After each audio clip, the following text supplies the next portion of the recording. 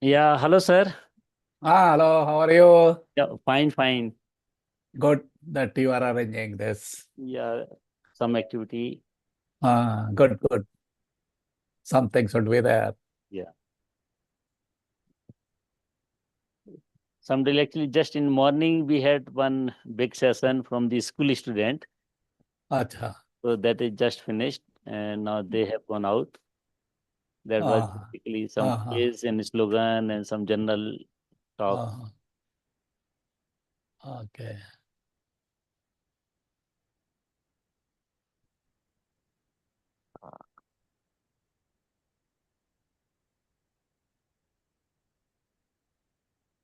So we are running a bit short, and I hope we'll be able to start in about 5-10 minutes. 5 minutes at most.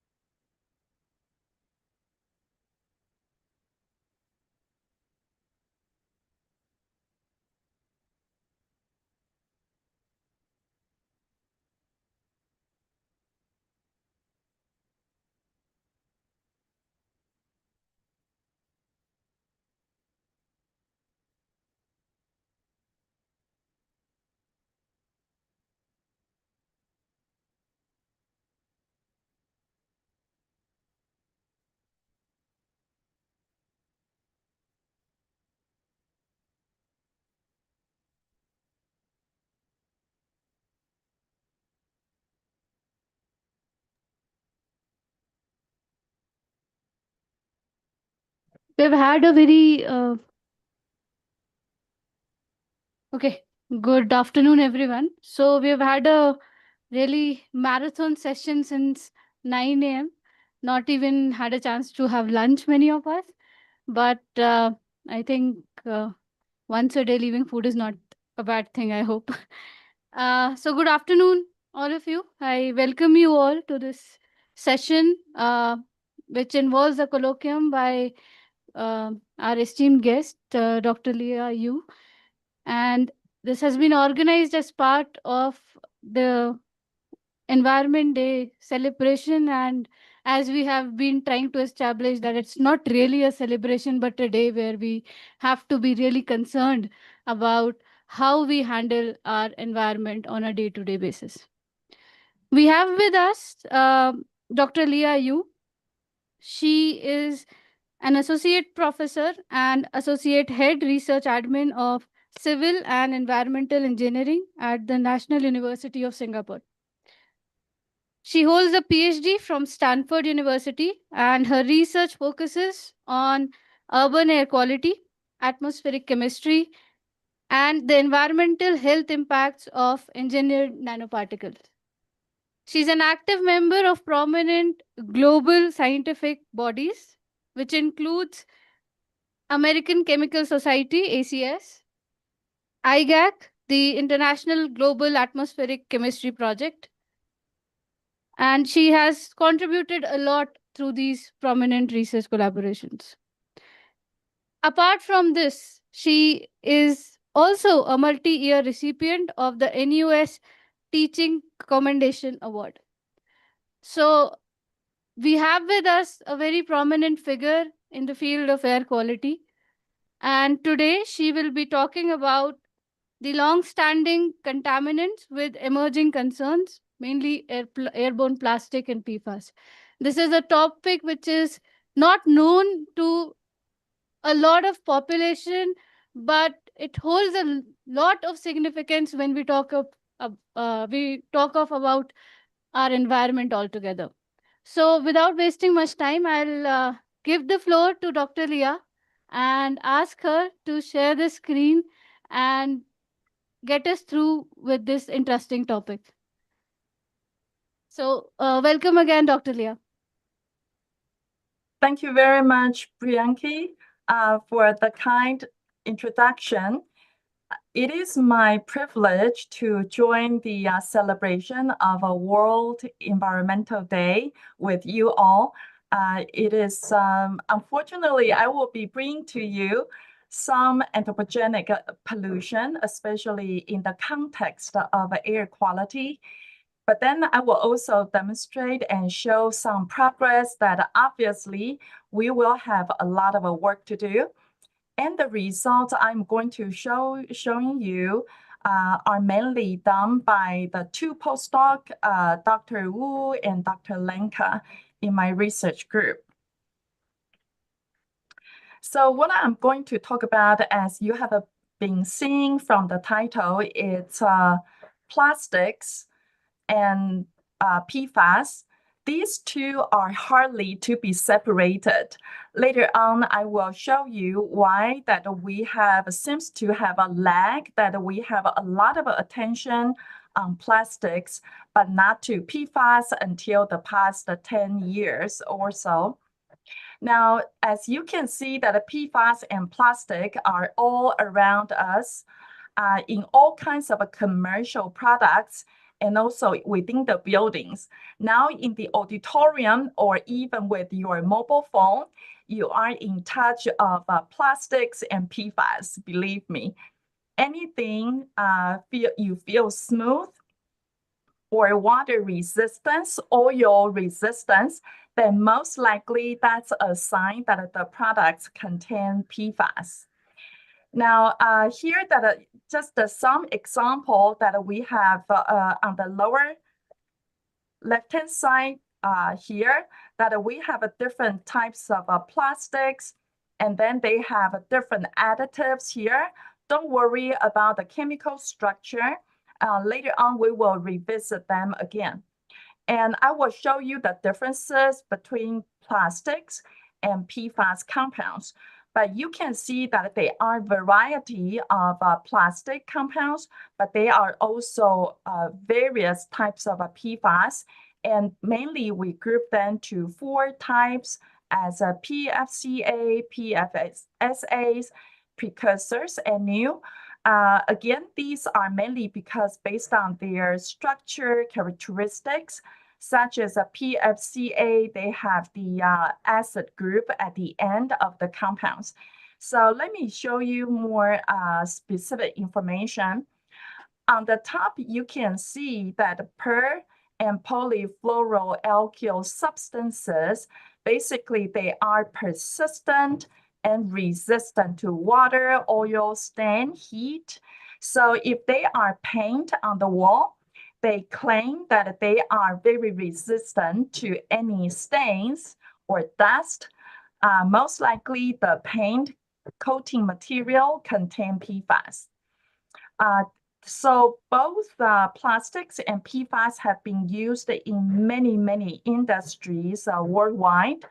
Now here, if we look at the wheel here, this is some examples of products containing PFAS, such as the wrap of the candies, because they don't want to have a moisture or they want to protect the candy, then they will have the PFAS in the wrappers. Now, another thing must be very familiar to all of us is the non-stick cookware here on the lower left-hand side. That's easy to use, non-stick, but the coating itself is heat resistant and stain resistant, and that's why they put PFAS in there to provide that spatial function.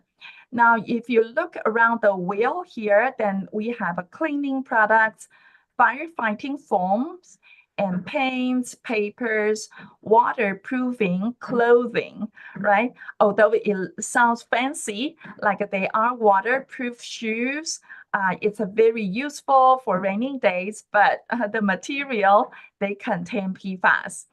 And a lot of cosmetics, nail polishing, or even dental floss, maybe you use it day in, day out, that contains PFAS, and also the microwave popcorn bags, because that's oil resistance, or any paper. If like in Singapore, we pack the food out, then the paper they use very often contain a layer of plastics, and in there can be PFAS.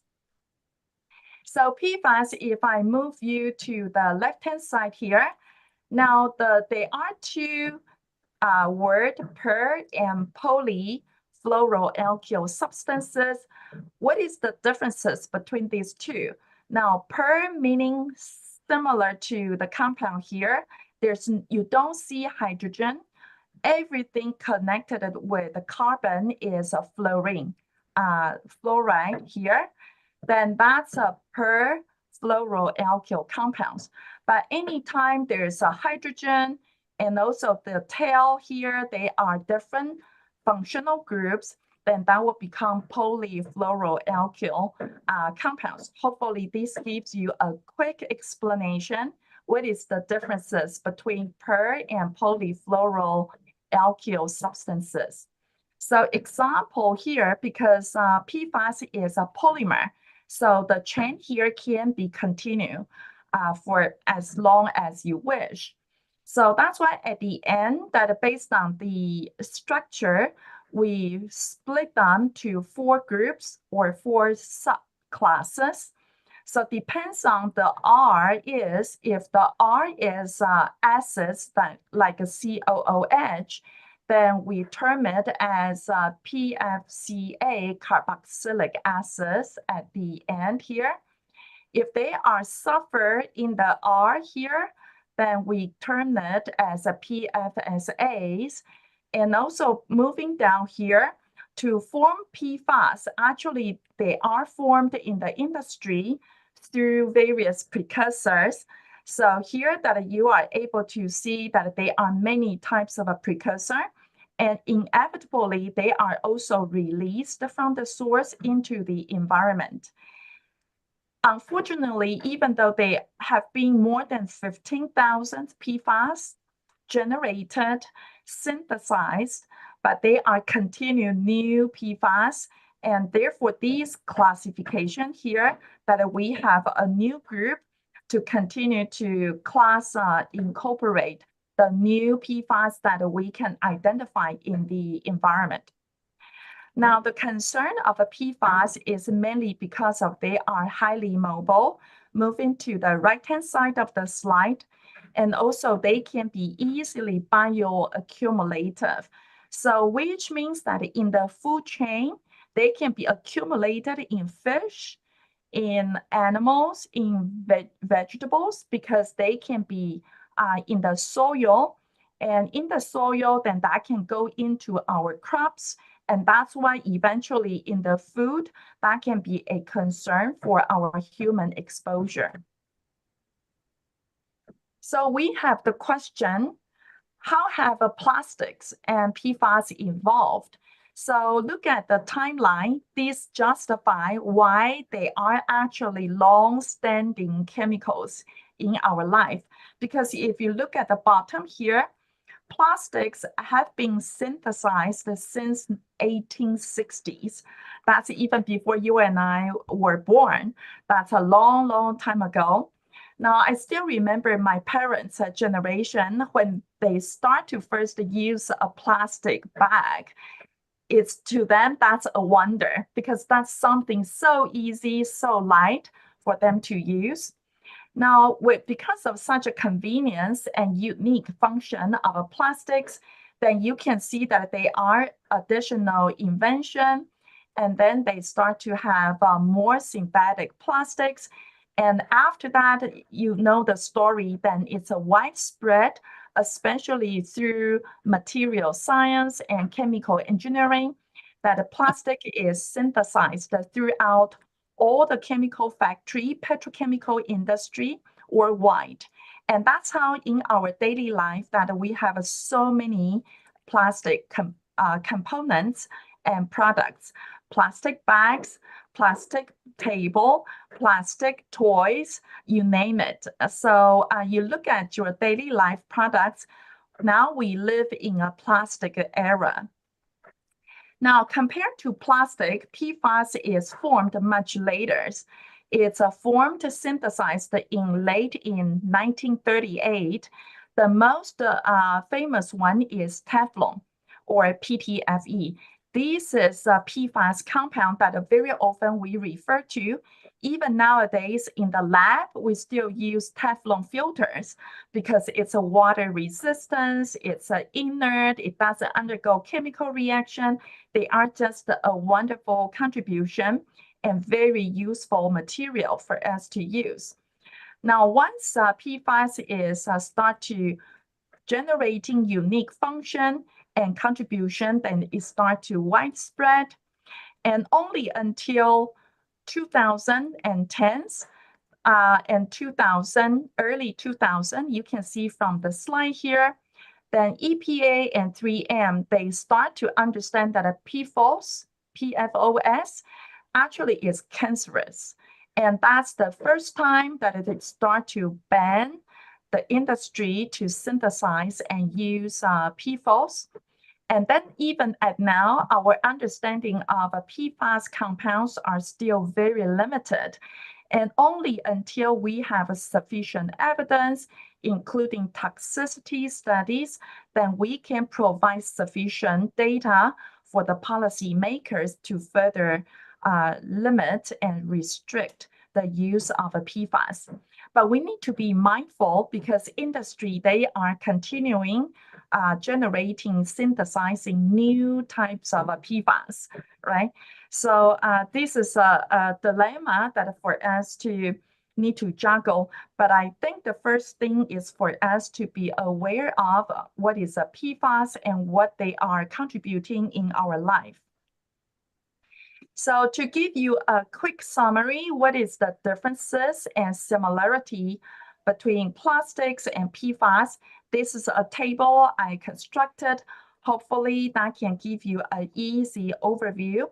Now, plastics in general, is a polymer materials, and it has been formed in many products.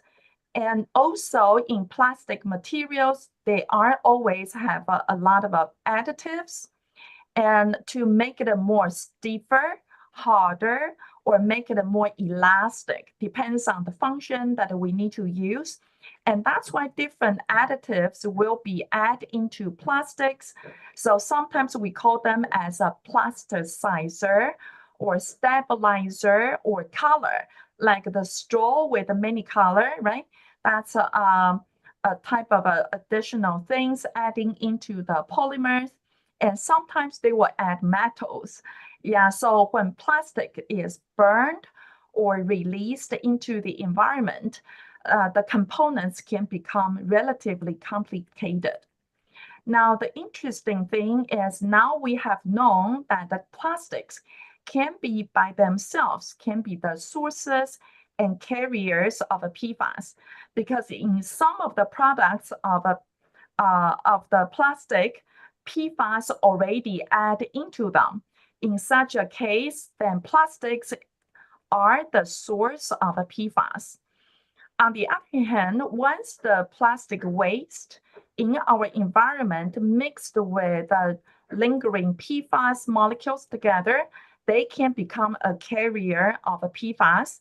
And there are studies have shown that a PFAS can easily absorb onto plastics. Unlike plastics, this word as a general word for materials, PFAS is a large chemical family. We are talking about chemical molecules here. This is an example. Whatever the polymers containing fluorine, then we term it as a fluorinated substance. And that's why it's mainly used for all the application whenever it requires resistance to water, oil, such as the popcorn, paper or bag, and stain and heat. So a lot of nowadays, the wire, if that needs to be heat resistant, like the components in our computer laptop, then because they need to be heat resistant, then PFAS can be in there. Now, what is their form in the environment? For plastics, it's mainly in solid majority of the study. That's why we have these microplastics in micron size. But then we, as a study advance, we have understood that actually micro size is too large, especially in the airborne condition, because in micron size of that size of particles are considered very large in air, and they do not stay suspended for a long time, typically for 20 minutes to several hours. So that's why the plastic fragments in the air, if they exist, usually they must be in the nano size, smaller than 1 micron. That's how they can be long suspended in the air. And they can also have the chemical species, because like the additives, they can be released.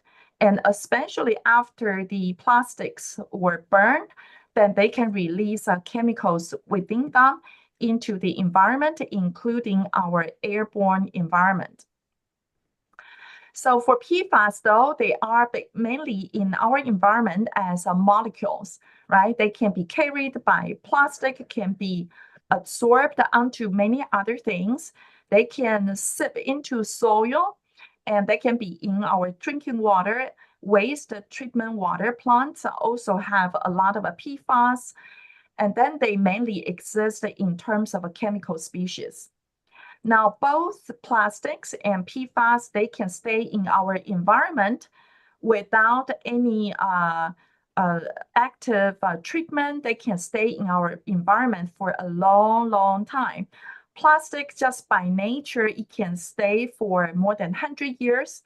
Although they are more biodegradable plastics nowadays, that's a good news, because that's a way that we are more friendly to our environment. However, for PFAS, they are made for the purpose to stay long. And that's why now they are termed with the term of forever chemicals because of their long stay in our environment. That's also part of the reason why we are very much concerned about PFAS in our environment. So in terms of a regulation, the way we deal with plastics are mainly through waste prevention, waste management systems such as reuse, recycling, and reduction of use. And even at the beginning, we have the product design in order to reduce the plastic usage. Whereas for the PFAS now, because our limited understanding, the regulation is still in a very infant stage, although PFOS have been banned, but then there are still a lot of things that we need to understand about PFAS impact on our environment and on our health and ecotoxicity. And therefore, they are limited standards. Now, what we can find is mainly limited to drinking water standards and limit. There are no others for air or for waste. It's just very limited. In terms of use, both plastics and PFAS, they are widespread use in consumer and industrial products. And also the exposure route, they share the same, always through food ingestion, water, inhalation. That's where the context I'm going to focus on later, and also skin content. Now, I am sure that some of you now in the room may be wearing plastic-related clothing. Then they may have, they certainly have a plastic, and they may have a PFAS if they are water resistant. Now, that's why their spread in environment is everywhere. So the very last three rows share their similarities between plastic and PFAS. Now, so I will follow the order of talking about plastic first and followed by PFAS. Plastic, as we know, that are basically similar to PFAS, they will move from one environment to another. And that's why we have the ocean with a lot of plastic waste. And then because of anthropogenic use and production, and they can be released into the air, and then they will be a cycle. And inevitably, that a human like you and I, that we would inhale in the airborne plastics. In fact, among majority of the exposure route, inhalation now has been known as one of the major exposure to the airborne plastic or to the plastics in general, but we know very little about them.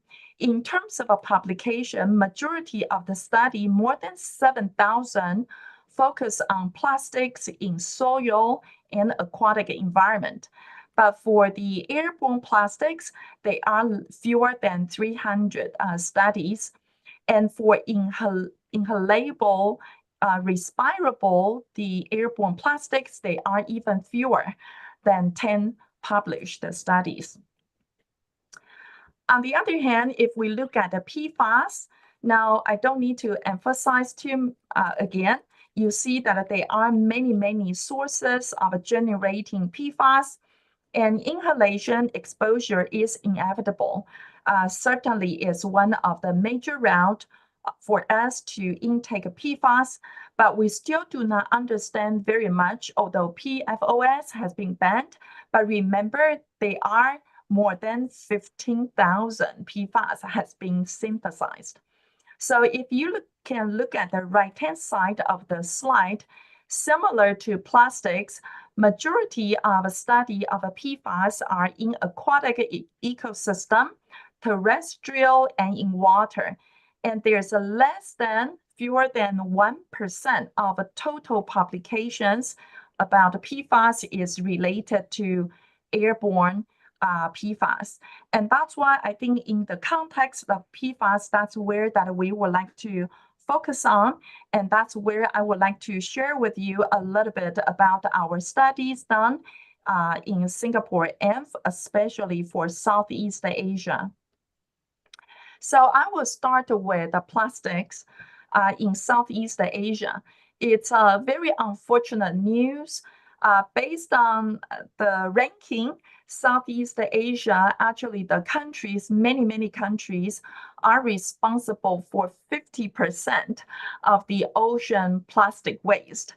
I think that unfortunately India also is ranked relatively high, and you can go back and check it out. But I think that for the Southeast Asia's story is especially after 2018, after China banned the importing of a plastic waste, we see that a lot of plastic waste are moved, channeled through Southeast Asia. That's why you see that the plastic waste in Indonesia and Malaysia increased suddenly and significantly in 2018. Now here below, here is the global hotspots of a plastic leakage into the ocean. So here is Southeast Asia. You see that a lot of that's why it explains why we are in Southeast Asia are the hotspots of the ocean plastic waste. And unfortunate thing is that especially with the poor waste management and with a lot of open burning, the 6 to more than half, 50% of plastic waste are burned openly. So this is one of the major route that for the plastic waste and plastic tracers go into the air. And unfortunately, even nowadays, in the research community, that the way we study airborne plastics, the methods are still relatively limited because the microplastic methods cannot be widely applied to the airborne plastic because of the size I have explained earlier. And that's why that instead of adopting the usual microplastic methods, that we are looking at the unique strategy. Let me move this one to the bottom here. Oops, I'm sorry. Let me reshare my screen again.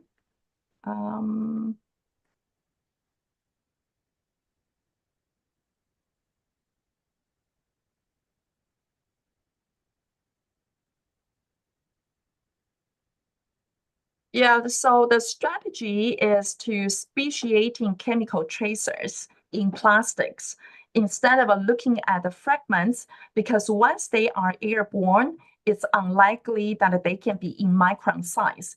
And therefore, look at the fragments species micron plastic, that will not be a feasible way to go.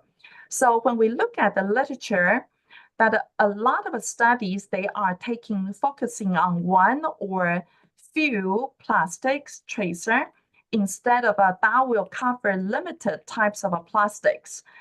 And especially after plastics are burned, then try to trace them, it will become very challenging. So that's why we will need to look at phthalates as one group and also other PET, PE, and PETPS together. So here is a distribution of the global plastic polymer production that you can see that a PE has the major part to play. And there are many others, but they have not been covered by the common study on the left-hand side because of the limited compounds that they have been focused on. And that's why our strategy is to find new tracers in order to expand the tracers for plastics in order to cover as many types of a plastic along the pie chart as possible. So here that is to show you quickly that we identified a few new tracers, especially the I16AO, which I would like to draw your attention with a complicated structure here.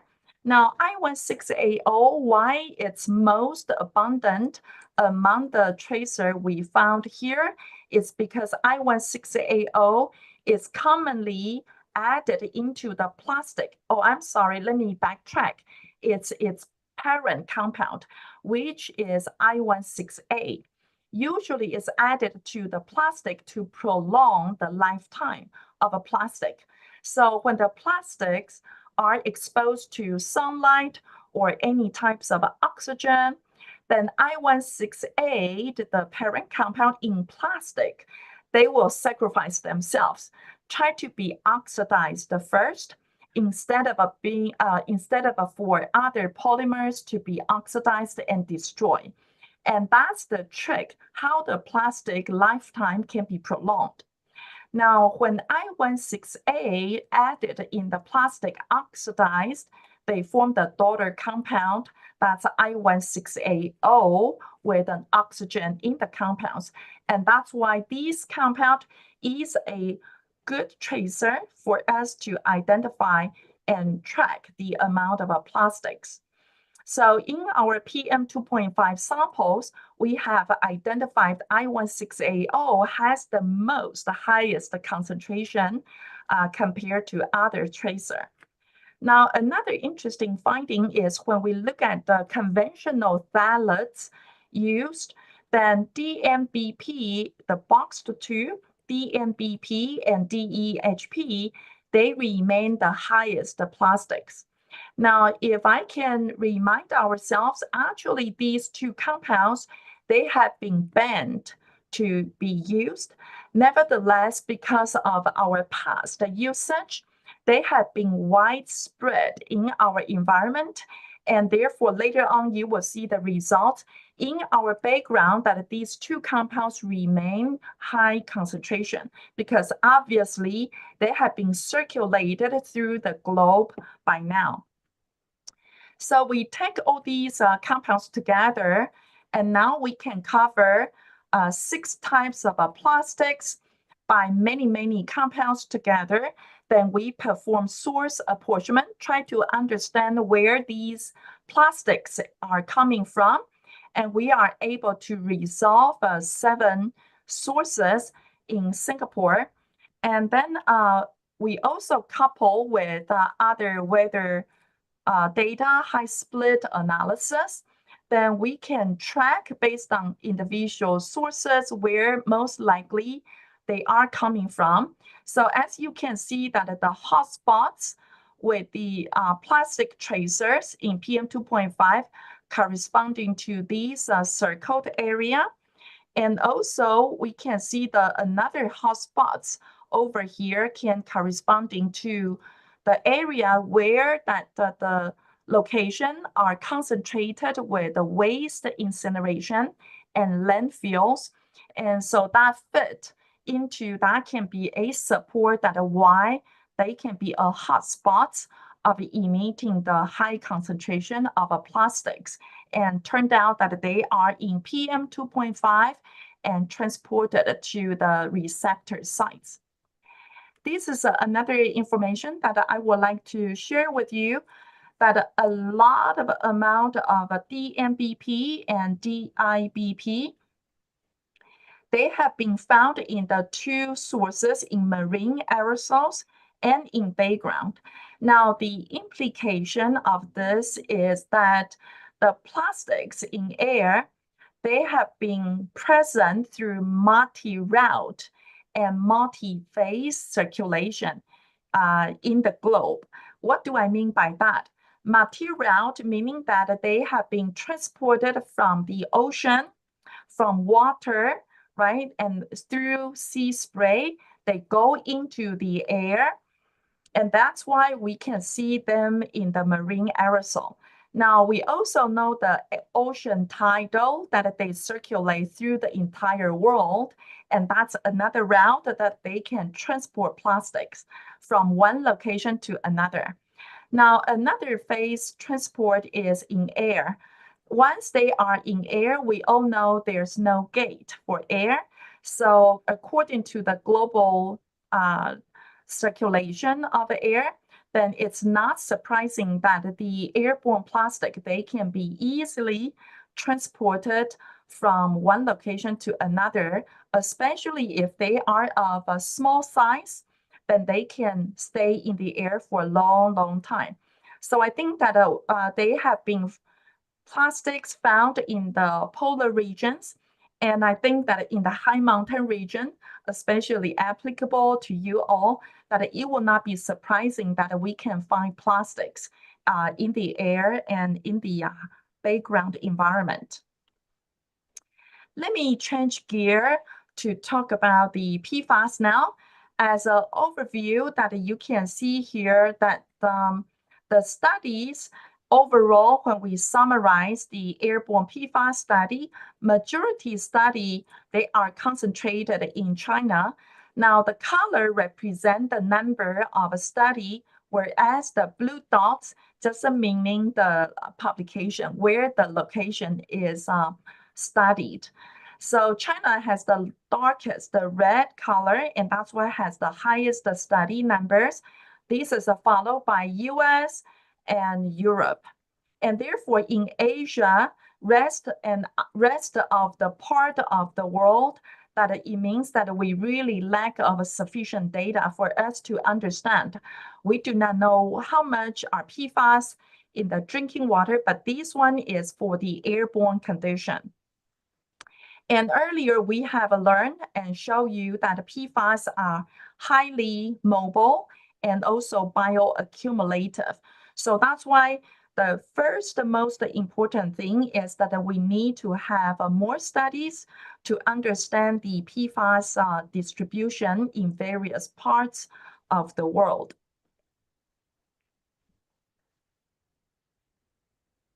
This is to show you another potential issues of PFAS studies.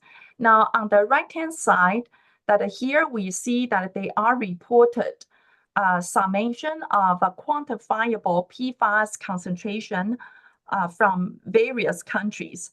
Now, based on the study, it looks at the first glance, it seems that China has drawn all our attention because of the highest concentration. But these can be also caused by one, insufficient study in other countries, and two, analytical methods. Now, this is a summation of a quantifiable PFAS, which means that it depends on how many speciated PFAS can be available and detectable, then that will affect the summation total concentration of a PFAS. And therefore, US EPA has the requirement that we always need to report the sensitivity of a PFAS analysis. And that's why here you will see that among various studies, the method of detection limit can vary significantly. Now, the way we look at the MDL method detection limit, it means that the smaller the number, meaning the methods is more sensitive, and that's a better method to identify the compounds. The more sensitive instruments and method, the higher probability for more PFAS to be speciated and quantified. So here is a quick snapshot result to show you. So this is PFAS in PM 2.5 measured at the NUS. That we look at the median PFCA concentration. Now we also have other class, PFSA and also precursor. Now precursor are the ones that are used to form PFAS, but then during the manufacturing and also degradation of a PFAS, they can also be released into the environment, including our atmospheric environment. So here the results basically show that in PM 2.5, PFCA, this is at the end with the carboxylic acids. This type of a PFAS has the highest concentration. Now, inevitable, we would like to ask the question why and where are they coming from?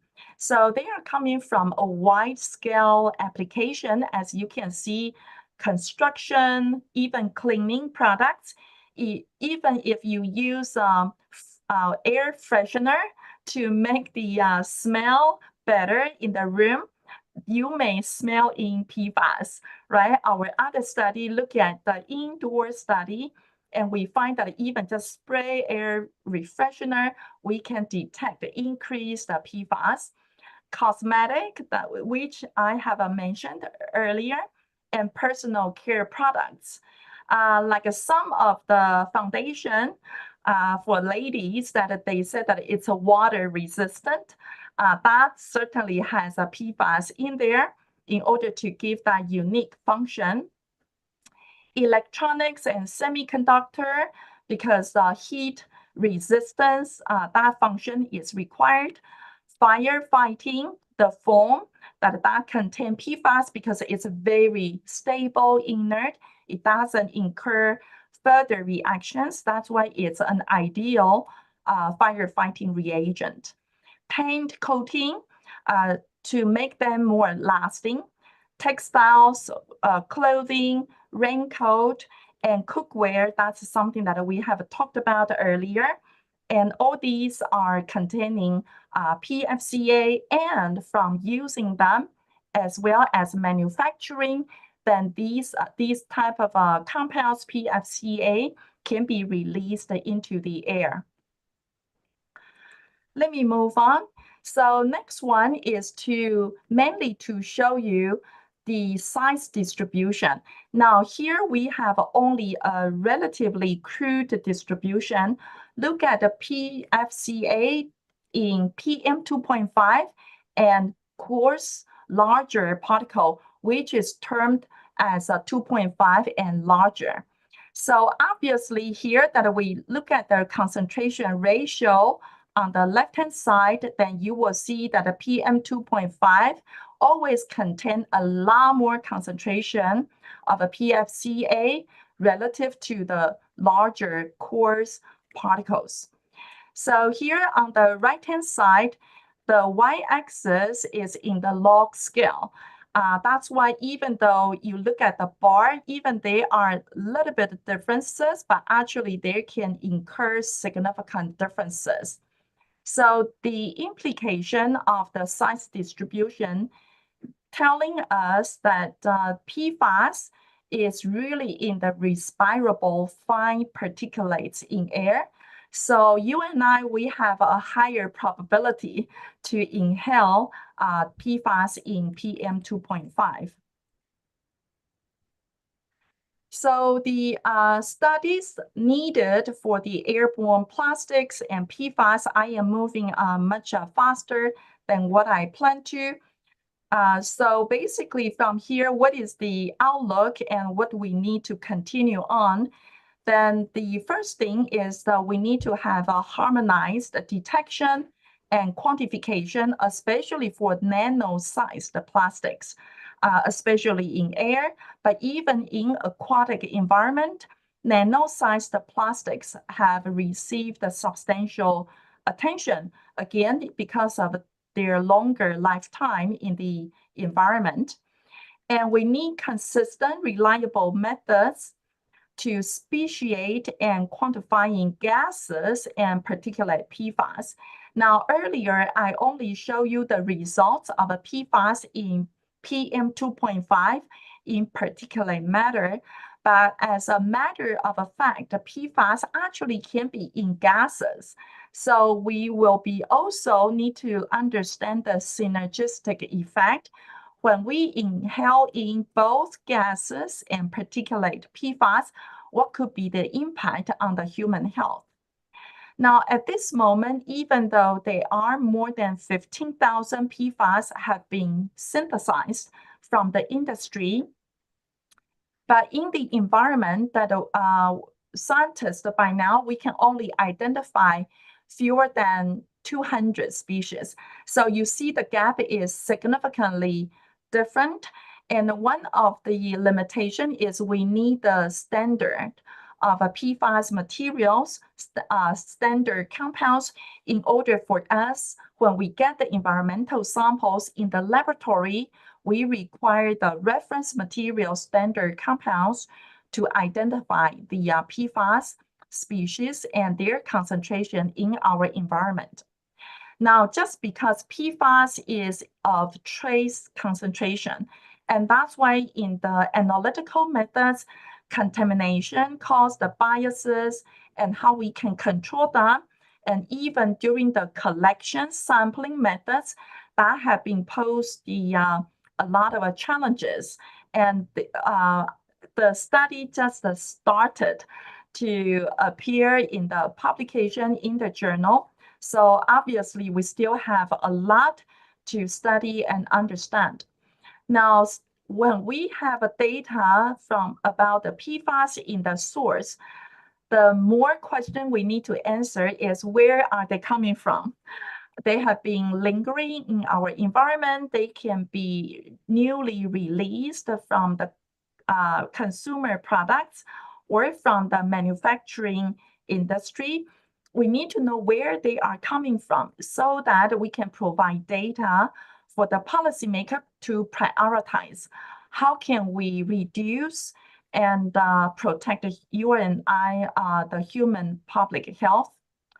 So the health impact and also the ecotoxicity, that will be certainly one of the top major concern for the research communities to continue to understand and study. And especially nowadays, the study in the laboratory mainly focus on short-term exposure, whether that's cellular studies or in vitro, in vivo study. They all are relatively short-term. They cannot represent the long-term effect and long-term exposure for human being and for our environment. And as you can see that from here, we certainly have new things to explore and to understand. So with this, actually, I would like to end here, and let me thank you for your attention. And I would like to, I will be happy to take any questions.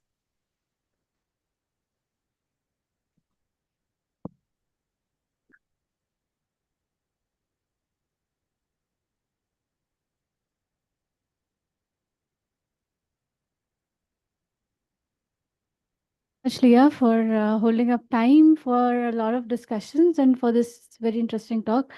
So I'll first give the mic to the audience here. If you have any questions, we'll be happy to take it.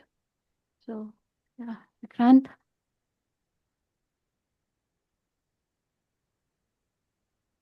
Hello, Professor. That was a very informative talk. So I have a couple of questions. So you showed a map over Southeast Asia, which and the exposures and the limit and the levels of pollutant. So I wanted to ask, I mean, what could be the other sources in the region apart from burning of landfills, or I mean, is there any contribution you have cited by the shipping activities which could be happening over there? Shipping activity, that's certainly yes. For plastics, actually, I didn't have time to show all our source apportionment results. That the ship tank and also the coating, they use a lot of plastics. And again, they have this formula. They don't want to have the bacteria to stick onto the ship body, causing corrosion. So both actually plastic and PFAS are used. But our study for source apportionment is mainly based on tracer for plastics. And indeed, we do see the plastic tracers from the shipping industry. Yes. Okay, thank you, ma'am. And one more, you showed that these plastics, I mean, they are being used in every human products which we are using. So is there any limit which is, regulated by the government in order to keep the levels in control? Especially like things, sprays or, other cosmetic things. At this moment, unfortunately, not for regulation, it's not for plastics, to my understanding. it's very difficult to regulate how much because plastic is polymer, right? So you look at your pen, you look at the table with any lamination, then those can involve plastics. So it's in terms of a regulation, I can understand that why policymakers have a headache to regulate or to control. But for PFAS, then at this moment, they indeed has tried to limit specific types of PFAS compounds to be used. Okay, thank you.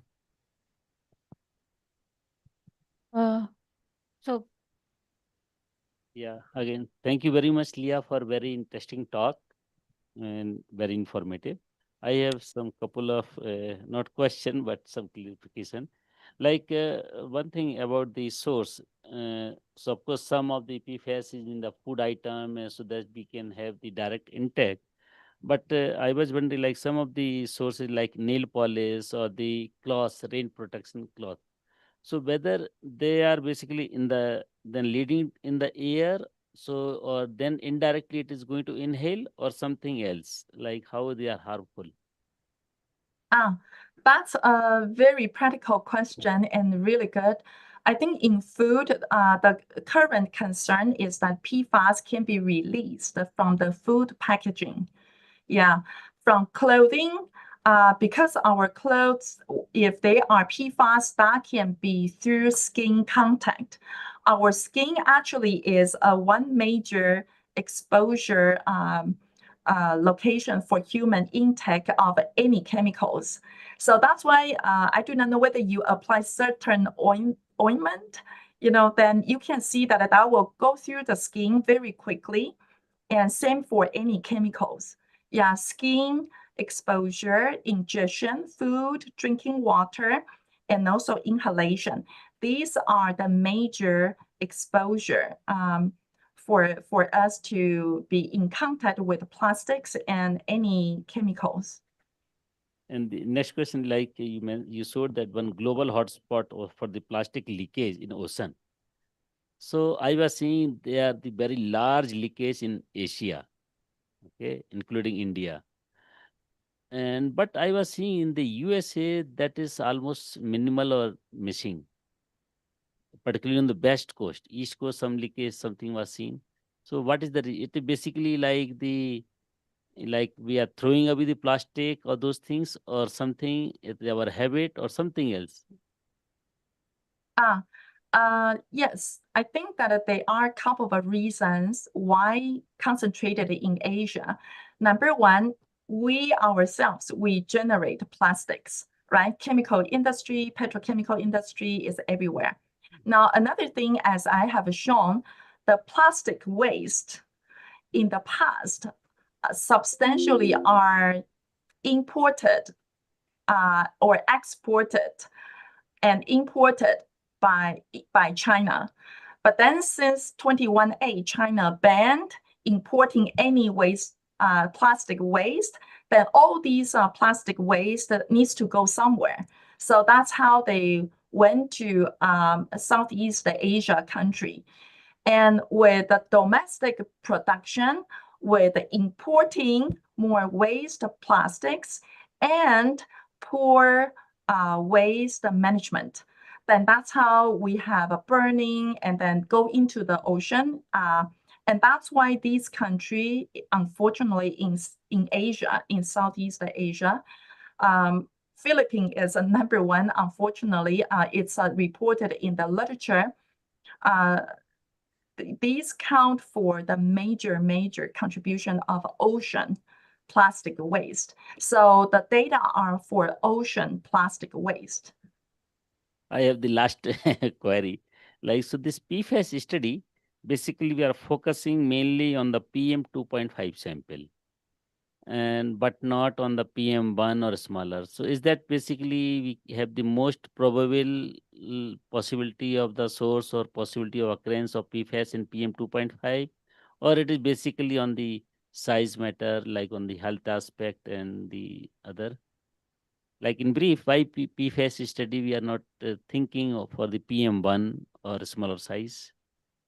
That's an excellent question. I think there are several limitations because PFAS itself already are in trace amount.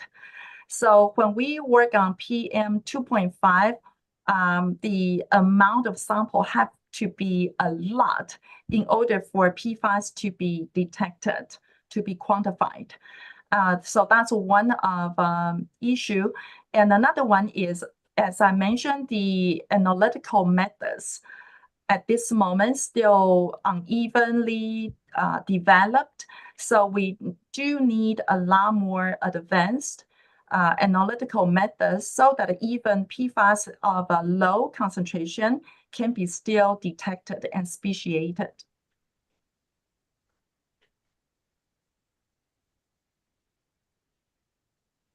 Much, Leah. So I think those were very informative as well as scary answers.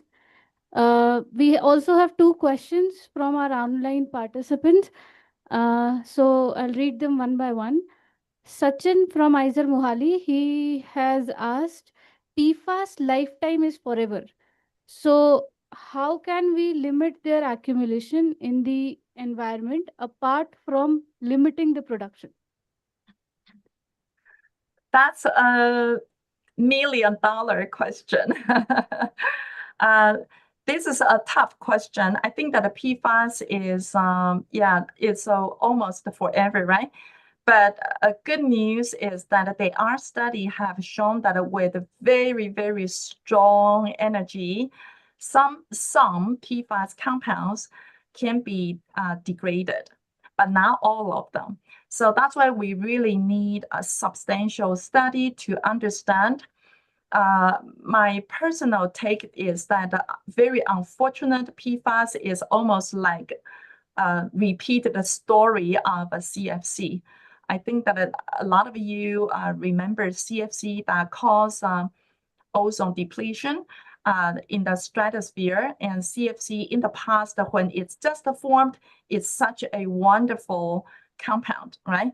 Until much later, we learned that it's not that good. So PFAS, I think now is almost like a similar position. And that's why I think this will be a question. I don't have a really good answer. I think that's a question for the research community, for everyone to think about. We do need everyone to work together, policymakers, the NGO, and also the scientists, even from elementary school. I think that we need to be educated. So Sachin has actually pointed out a gap in the research areas that people can wind up. Okay, so very quickly, another question, and the last one. Okay, we have another from Mukunda. So Aishwarya from Nice, Japan, has asked any report regarding type of industries which can be major point source of PFAS. I think that there are many. I think this will be really sensitive question for industry. So I have not seen such a study. But I think that let me give a few. You will right away see the dilemma. Now AI is arising. We will have a very quickly AI in every part of life. Now AI requires substantial computational power and energy. Now to provide these hardware facility, we need a lot of heat resistance. We need a lot of computational power. Guess what? PFAS have to be used, right, in the parts. So I think that they will be conflicting. So I don't have an answer. I don't know any report at this moment. And even if they are report coming out, first question I will ask is how accurate are the data? Because a lot of data are in industry are their internal information. Yeah, so we need a lot of more information to answer that. So this will be our last question. Mukunda from SPL has asked, based on the chemical analysis of snow samples from the Antarctic, we have found presence of plastics in the Antarctic snow. His question is how these transported plastic have the potential on snow albedo change, or is there any other mechanism that the transported plastic will dissolve, will get dissolved easily in very low temperature? I don't have answer. I think that can be the next research topic.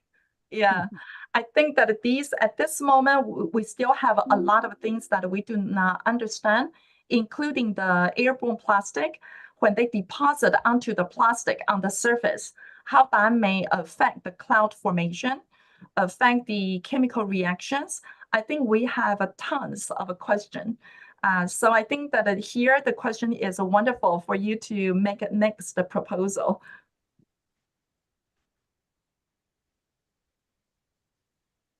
Very much, Leah, for this very interesting talk. I think you have opened up a Pandora box of questions for us, and that and conveyed very beautifully that PFAS is something we really need to research a lot on to get the right answers.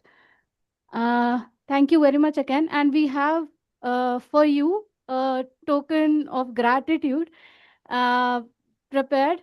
So I'll ask our sir to present it online and maybe deliver it to you personally whenever one of us visits you. So I hope you can see it on the screen here.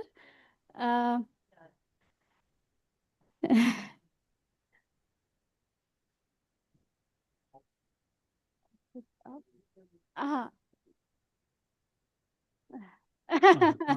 yeah, okay.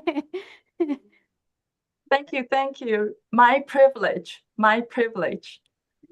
Thank you so much. Well, okay, so we'll try to fix the frame here. Thank you very much. Really Thank appreciate you. it. Thank you very Thank much, Leah. you, thank you.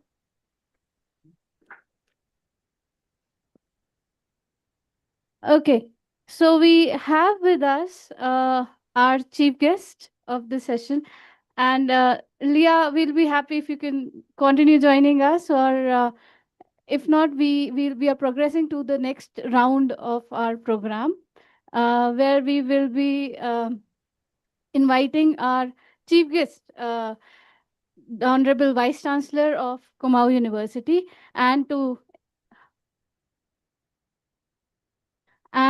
introduce him, I would like to invite our senior scientist, Dr. Shashibhushan Pandey, to take the stage and help us here. Thank you. Thank you, Priyanka, and good afternoon all, and welcome again on this occasion of World Environment Day. And it's our privilege to have Professor Rawat ji, Vice Chancellor Kumaun University, as our chief guest on this occasion, and we will listen to him shortly. Before we go for the talk and invite him to deliver his speech on this occasion, I would like to briefly introduce Professor Rawat ji about his academic credentials. So Professor Rawat ji is the youngest Vice Chancellor at the age of 53 of Kumaun University, from where he did his undergraduates and masters. So that's quite an achievement, and welcome, sir, here on this occasion.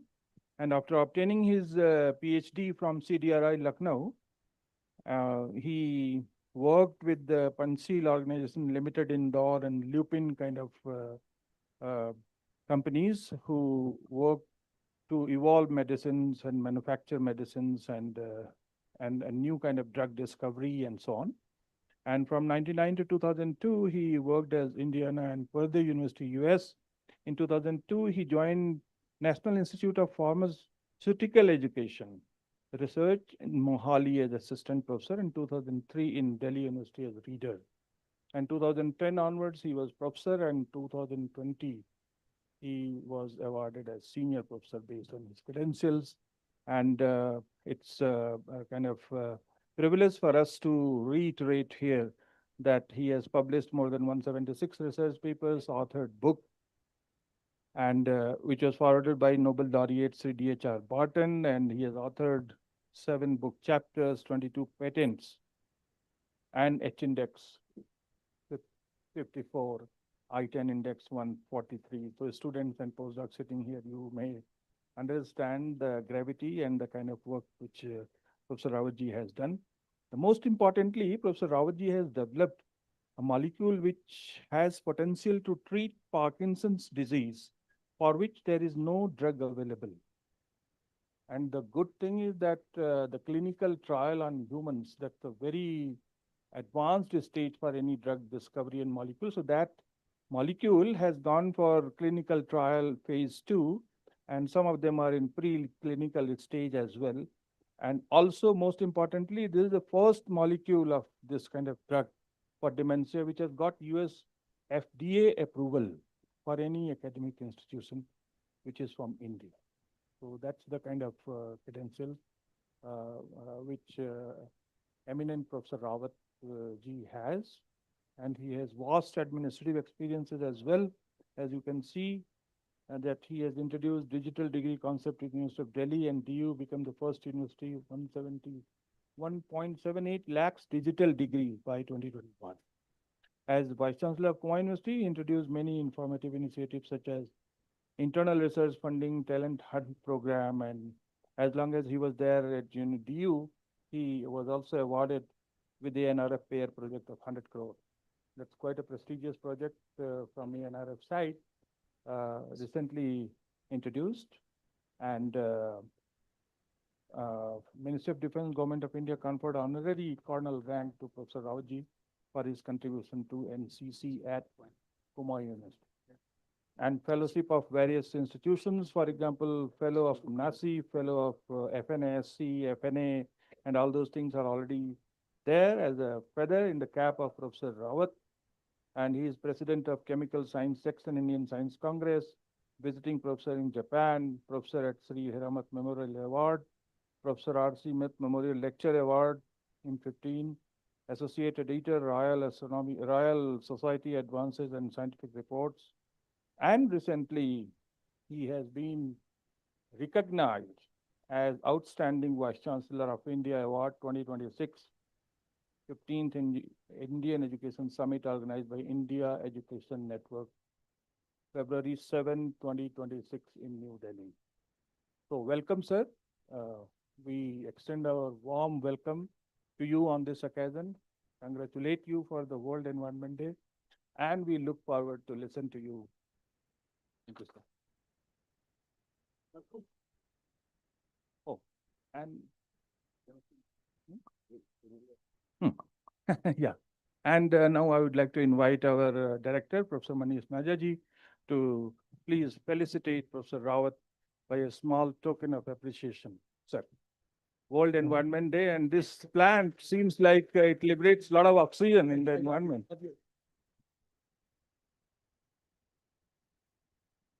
Thank you, sir. Sir.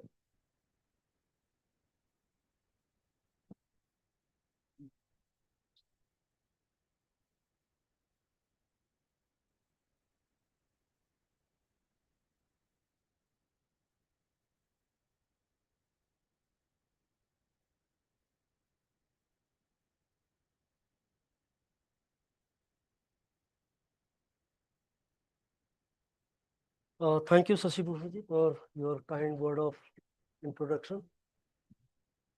My sincere thanks to Dr. Manish, Director of the Institute, and Umesh Dumka, who was coordinating with me. And since yesterday, we changed the program 3 or 4 times. And finally, I'm lucky to be here on time, actually, because when I was coming from Bhimtal, I was not sure whether I will be reaching here or not because of the erratic traffic in this region during this period of time. And I feel sad about it. My sincere apologies, because sometimes on these kind of positions, the time is not your hand. So I always feel that, no, one should honor the time, but in political programs, that's not your hand. So when I talked, Umesh contacted me about it. But when I asked him about the program, he said that school के बच्चे आएंगे तो एक simple सा talk आप बनाइए. तो यहाँ स्कूल के बच्चे तो मुझे दिख नहीं रहे हैं, right? So I'm fixed now, right? So, but oh, I see. I can know. I can understand that because मैं वही सोच रहा था कि बच्चे कैसे जाएंगे वो, right? Yeah. So, since I'm a vice chancellor, so wherever I go nowadays, the first part of my talk is about the university. So I want to tell to the people that what kind of university it is and what we are doing, so that everybody knows about it. The second part of my talk will be of basic chemistry related issues towards the health and the environment. By the way, I wish you good luck for the Environment Day. I'm a chemist. Most of you are probably the physicists, right? So कोई बात नहीं, chemistry 12th तक तो पढ़ी होगी ना. So I will talk only 12th class chemistry, right? But whenever the question comes of the environment, the chemistry is the biggest villain, right? Environment अगर कुछ खराब है तो उसका जिम्मेदार 99.9% chemistry या कोई भी चीज आप देखें वो chemistry की वजह से ही हो. But chemistry has played vital role in other aspects also. So I will talk that part also. So let me just start. If you can see this, I have two affiliations. So I'm on deputation from University of Delhi. Will be completing my 3 years as Vice Chancellor on 20th of July. Okay, very near now. So I thought, let me just show you from where I come. This is the Viceroy Regal Lodge, which is occupied by the Vice Chancellor of University of Delhi now. Till 1933, the Viceroy of India used to operate from this historic building. And in this building has huge historical importance. अगर आप लोगों ने भगत सिंह के एक निवाड़ वाली चारपाई में बैठे हुए फोटो देखी हो, तो इस बिल्डिंग के अंडरग्राउंड एक रूम है, उनको उसमें कैद किया गया था. एंड ऊपर से खाना डालने के लिए उसमें जगह बनाई गई, उसको हमने वैसे ही प्रिजर्व किया. Gandhi Irwin pact was signed in this very building. And अगर आप रजिस्ट्रार के ऑफिस में जाएं, वहां पर एक स्टोन में बहुत बड़ा हिस्ट्री लिखा हुआ है. उसका सार यह है, माउंट बेटन ने लेडी माउंट बेटन को उसी रूम में प्रपोज किया था. So it's a huge historical importance. And जो मेरा अपना लैब एंड ऑफिस है, ये सेंट्रल ब्लॉक है. ये जो बॉटम एरिया है इसका, ये एरिया जो फिजिक्स एंड केमिस्ट्री डिपार्टमेंट का जो सेंट्रल ब्लॉक है, ये उस समय वाइसरॉय का किचन हुआ. CSIR यहाँ से फंक्शन हुआ. CSIR की शुरुआत यहाँ से हुई. Punjab university Chandigarh started functioning here. So NPL started functioning from this building. So 2023 July, I came back to my alma mater as a Vice Chancellor. And after joining the institute, the university, we got 100 crores from Ministry of Education under Meru program.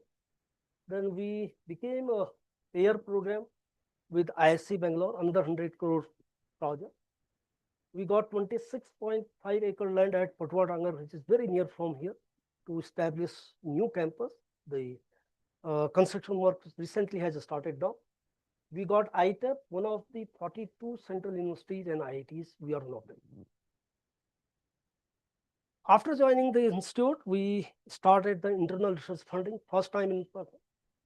We offer free education to orphan students, free SSB training, free ebooks to the student, again first time. Grants for national and international conferences, degree to all pass out graduates the same year. अगर आप लोगों ने किसी ने यहाँ से पढ़ा हो, उनको डिग्री जो है 4-4, 5-5 साल या 10 साल बाद भी नहीं मिलती, तो सब बंद किया. Vice Chancellor internship was started, renovated all the hostels, and हमारे हॉस्टल में पहली बार वॉशिंग मशीन दी हुई. एक बार मैं वहाँ गया तो मैंने कहा कि कपड़े कैसे धोते, ऐसा मैं सबको वॉशिंग मशीन दे दूँ. So from the internal research funding, जो नैनीताल की जो लेक है, उसका जो नेटिव फिश है स्नो ट्रॉट है. एंड स्नो ट्रॉट 35 साल पहले नैनीताल लेक से गायब हो. सो आई थॉट कि इतनी बड़ी यूनिवर्सिटी है, हमने इकोलॉजी प्रिजर्वेशन पे क्या किया. So I talked to the geology department professor and I had some experience on this. I'm a chemist by the way. वो मैंने सीखा था जब मैं किरोड़ीमल का चेयरमैन था, तो वहाँ पर से इंटरव्यू कर रहे थे, somebody told me biofish technology. I learned about it. We established the biofish technology center at DSB campus, revived the snow trout, and snow trout has been implanted now in the lake. So we conserve the lost biodiversity. And this is the mushroom our botany department faculty identified, first time from India. And this mushroom is found all over these parts of the yellow spot in the world, but not in India. This is the first report from India they published in current time. पटुआ डांगर का जो नाम है इस plant के नाम पर पड़ा है, इसका नाम है पटुआ. एंड इसकी यूनिकनेस ये है, ये प्लांट सिर्फ पटुआ डांगर में ही मिलता है. 1908 में ब्रिटिश बॉटनिस्ट है, उनने इसको डिस्कवर किया, तो इसकी कहीं दूसरी जगह रिपोर्ट अवेलेबल नहीं. द प्रॉब्लम इज ये ऑलमोस्ट एक्सटेंट हो गया. In 2013-14, when I was a member in the earth sciences, one of the project came from here, conservation of patois for tissue culture technique. मेरे को उस समय पता चला कि इसकी हिस्ट्री है. Then I started reading about it. And when I joined Kumaun University, I asked about the department professors, तुमको जो वहाँ से प्रोजेक्ट सेंक्शन हुआ था उसका पटुआ कितना बना वो दिखाइए. They were fixed, right? तो उन्होंने कहा कि ये है, तो एक प्लान में कहा आपने तो कहा था हम 50 या 60 सैम्पलिंग करेंगे, तो वो बोल नहीं पाए. Then I realized कि बायोटेक्नोलॉजी में कोई है हमारे यहाँ, प्रोफेसर तपनेनवाल. I called him, मैंने कहा हम कोशिश कर रहे हैं कि पटुआ डांगर में हमको लैंड मिले. अगर हमको पटुआ डांगर में लैंड मिलती तो पहला काम करेंगे हम पटुआ डांगर में पटुआ garden banana. So he did this experiment. It turned out to be good actually. Very recently we planted about 100 patua plant at its natural habitat. And this is the hydroponic research lab we established. Then first time in the country, we did the open tender for question paper printing, that is called confidential printing. तो confidential printing में आप कितना खर्च करते हैं आपको कोई नहीं पूछ सकता. So how much they were paying Kumaun University? 5.17 crores per year. हमने ये किया, अब हम कितना पे करते हैं, हम करते हैं अब 75 से 80 लाख रुपया पर साल. So from all this we saved about 5 crores per year. And जो 5 करोड़ बचा वो मैंने सब रिसर्च में और स्टूडेंट्स के ऊपर, तुम करो हम आपको पैसा देंगे. So these were the rates, old rates, and these are the new rates now. This is what the change. This is what the administration may do. So this is what the acumen you must have. You should know कि कहाँ पर leakage है, उस leakage को कैसे बंद करें. अगर आपको एक्सपीरियंस होगा तभी आप कर सकते हैं. So we have rowing simulator, जो एनसीसी के बच्चे होते हैं वो जो नाव चलाते हैं ग्रुप में चलाते हैं, आप उसको प्रैक्टिस कहाँ करेंगे. So there is a automatic machine that we established here. We have indoor firing range. हमारे पास एक नहीं 2 lab. And this is the museum. And ये जो बिल्डिंग है ये 1882 की बनी. Okay. And museum was established in 1987. And इसमें gold coin 145 EC का very antique collection. 2023 में जब मैं आया ये ऐसा दिखता था. आज ये है पूरा ट्रांसफॉर्म किया. इसके बगल में एक छोटा सा खुंचा था, तो वहां पर पूरा बिच्छू घास जो होती है हमारी पूरा ऐसे छोटे से. somebody says it's a boiler. Boiler यहाँ क्या काम करेगा. उनका साहब ये जो डीएसडी कैंपस है ये पहले वाइजले गर्ल्स स्कूल हुआ करता था 1950 तक, which I was not aware of. Okay. तो वो जो बच्चियां वहां पढ़ती थी उनके गर्म पानी के लिए बॉयलर था. तो ऐसे साफ करो जरा. साफ कराया, उसको देखा तो वो एंटीक पीस है हेरिटेज का, उसको हमने इस तरीके से रिस्टोर कर दिया. एंड इसकी हिस्ट्री वहां पे लिखी कि एक्चुअली में क्या है. So we know, I mean जिस इंस्टीट्यूट में आप करते हैं काम करते हैं उसकी हिस्ट्रिकल हिस्ट्री आप सबको पता होनी चाहिए. This is the maths department, old maths department. This is the new one now. 3 साल नहीं हुए अभी. पहले 100 करोड़ रुपया लाया. पैसा मेन चीज है, स्टेट गवर्नमेंट आपको पैसा देगी नहीं. पहले वहां से पैसा लाया, फिर नैनीताल कंस्ट्रक्शन, आपको पता है परमिशन मिलने में कितनी दिक्कत होती है. फिर उसकी परमिशन ली. In 2025 we started the construction. Now it is completed. every alternate day I'm on the site. This is our yoga building, the old one. This is the new one. It is also completed. आज ही इसका CM साहब ने inauguration. ये जो छोटे छोटे कुंचे हैं, ऊपर वाला जो था ये इन लोगों ने बनाया तो था, बट इसमें कभी इंटर नहीं की इस बिल्डिंग के। पेमेंट हो गई। ये 3 फ्लोर बिल्डिंग इनकी जगह में बना दिया। फॉरेस्ट्री एक्सटेंशन उनको तोड़ के ये बनाया। ये फिजिक्स है, उमेश तुमको याद होगा, ये तुम्हारी वर्कशॉप हुआ करती थी, राइट? 33 साल पहले जब वहाँ पढ़ता था तो ताला था, जब मैं आया उसमें ताला ही था। ओके, तो उसको तोड़ करके इसको आईटी लैब बना दी। ये हमारा अर्गल फोर्ड जगह है, वहाँ पर आईटेप की building in 1 year. This is our conference hall, Daksha आए हैं घर पर। पूरे नैनीताल में इतना बड़ा एजुकेशन इंस्टीट्यूट है, कहीं पर भी कुमाऊं यूनिवर्सिटी डीएसपी का नाम नहीं, कहीं पर। It took me 1 year, but now if you come there you will see at least एक यूनिवर्सिटी। कोई बाहर से अगर पढ़ा लिखा आदमी आता है, बोस्टन को MIT एंड हार्वर्ड के नाम से जानते हैं। कम से कम जिस इंस्टीट्यूट में हम पढ़ते हैं वहाँ के लोगों को तो पता, बाहर से कोई लोग आते हैं उनको पता तो होना चाहिए कि यहाँ पर कोई एजुकेशन इंस्टीट्यूट है। तो this is law faculty in Nainital. ये फार्मेसी की एकेडमिक ब्लॉक कंप्लीट हो गया। ये pharmacy lab, and this is the BHM department. This is our guest house, ये रिनोवेट किया था। And this is the reading room for the student. In central library में जब मैं पढ़ता था, एक बड़ा हॉल है उस हॉल में सब लोग बैठते हैं। The good thing is still the footfall in the our library, central library about 50 odd student per day, but winter के समय बैठना मुश्किल हो जाता। तो द रूम्स बिल्कुल गर्त से भरे हुए थे, निकाल करके हीटिंग सिस्टम इसमें लगा दिया बच्चों के पढ़ने के लिए।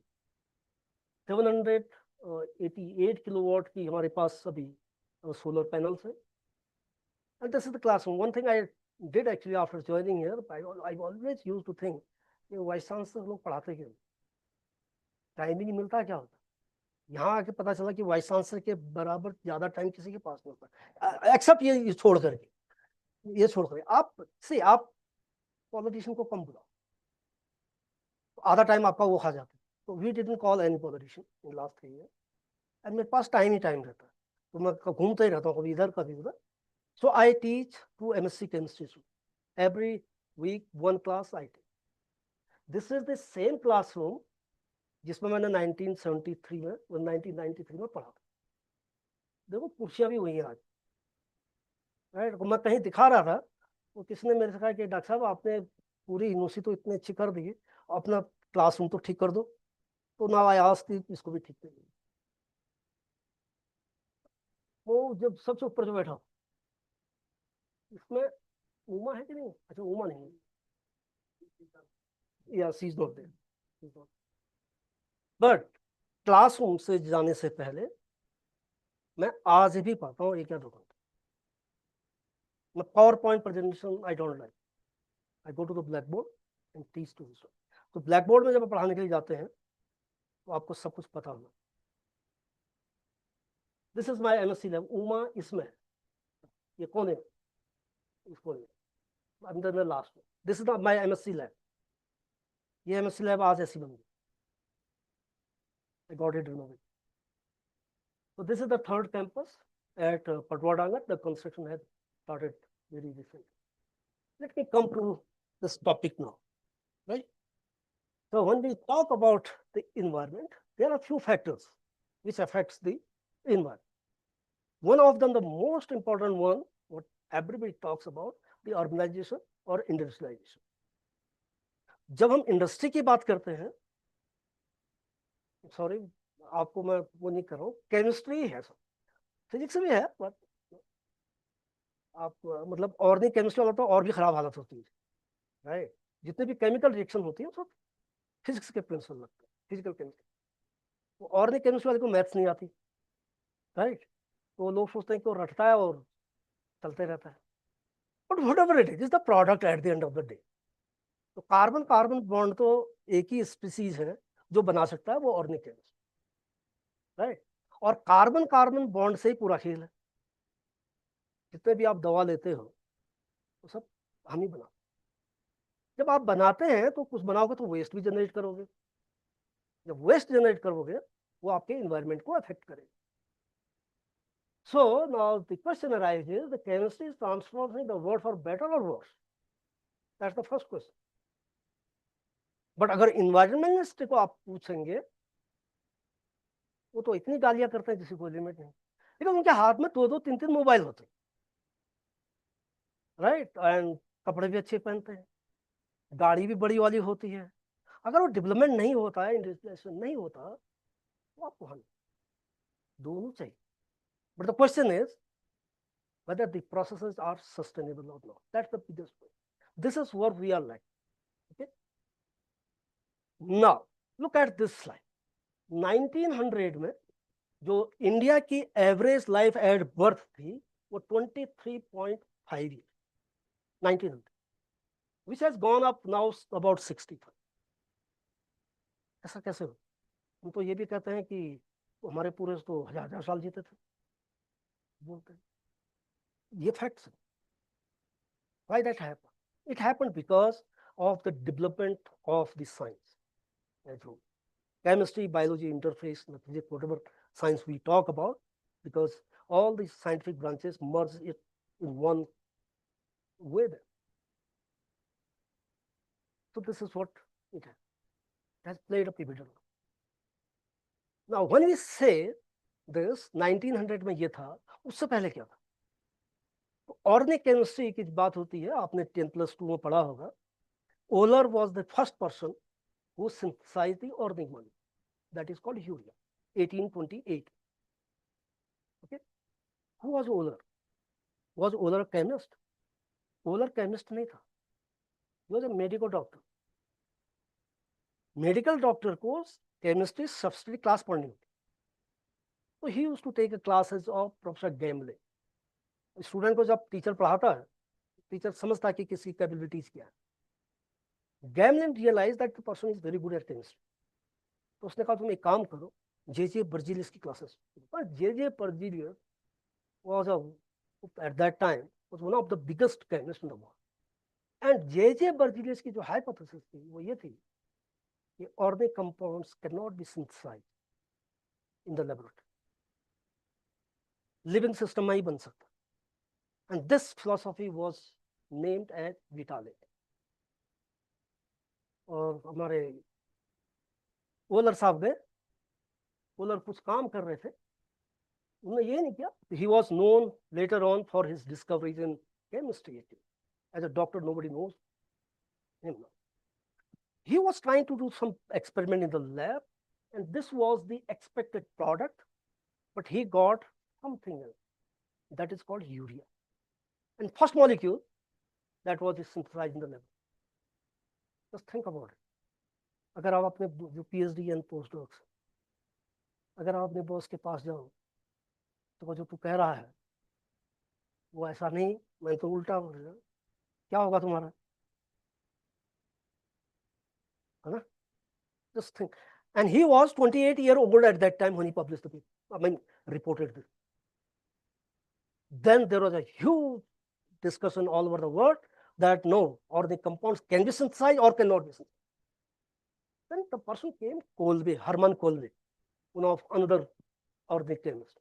उसने एसिटिक एसिड को लेबोरेटरी में बनाया कार्बन डाइसल्फाइड से 1845. सो बिटालिज्म में जो कॉन्सेप्ट था that was buried. Okay, now आपने आइसोमेरिज्म पढ़ा होगा, आजकल ग्रीन केमिस्ट्री बोलते हैं. This is the first reaction. This one, urea. Look at the starting material, the ammonium cyanide and urea. Same molecular formula, different structure. इसको isomerism बोलते हैं. First organic reaction gave the concept of isomerism. Second, जो green chemistry हम इतना बोलते हैं, ये first reaction है जो 100% atom economy है. 100% एटॉमिक इकोनॉमी का मतलब कोई भी रिएक्शन में जब आप रिएक्शन करते हैं कितने एटम्स रिएक्टेंट में हैं प्रोडक्ट में कितने रिएक्टेंट, अगर जितने भी रिएक्टेंट आपके प्रोडक्ट स्टार्टिंग मटेरियल में थे सब प्रोडक्ट में आ गए तो वेस्ट तो जीरो हो गया ना। And this is one of the principle of green chemistry. But जब हम क्लासरूम में जाते हैं हम ये कभी नहीं पढ़ा। क्यों? क्योंकि हमको पता ही नहीं, हम मेहनत ही नहीं करते। तो as a teacher this is what we should do. So 19th century के जो फेमस ऑर्गेनिक केमिस्ट थे उसमें वोलर थे, देन ओलबे, कैकुले जिसने बेंजीन का स्ट्रक्चर दिया, वॉन्ट हॉफ एंड लीव। So what these people did actually. और केमिस्ट्री में एक वर्ड होता है सिंथेसिस, राइट? कभी ने सुना होगा, कभी हमने सोचा ये वर्ड आया कहां से होगा? First time this term synthesis was used by Hermann Kolbe in 1885 when he synthesized acetic acid from carbon dioxide. उस synthesis word को हम आज भी यूज करते हैं, but nobody knows that.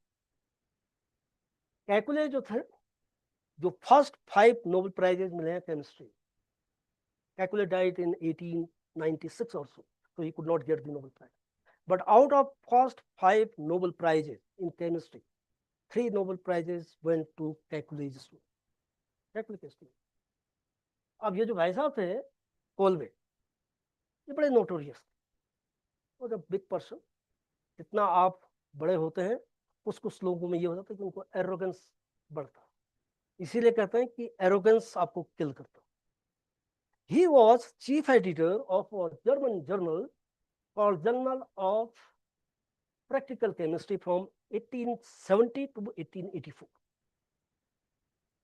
ये तो वेरी बैड है। कोई भी पेपर उसके पास जाता था, अगर उसको रिजेक्ट करना है वो रिजेक्ट करके भेजेगा, कोई बात नहीं, रिजेक्शन आप लोगों को पता है कितना दर्द होता है, राइट? सभी को दर्द होता है, स्टूडेंट को दर्द होता है, गाइड को दर्द होता है। बट उस दर्द में ये आदमी नमक और मिर्च डालता था। क्या करता था? नेक्स्ट इश्यू में उस रिजेक्शन की कमेंट्री लिखता था। वो कमेंट्री क्या थी? सीधे बेयर की जो हाइपोथेसिस थी जिसको नोबेल प्राइज मिला 1905 में, उसने उसके बारे में लिखा, he is an excellent experimenter but he is only an empiricist lacking sense and capability, and his interpretation of experimental data shows particularly deficiency in his familiarity with the principle of true science. इसी को Nobel prize में, इसी काम पर Nobel prize. Next one, Kekule के बारे में, benzene structure, snake story. What he said?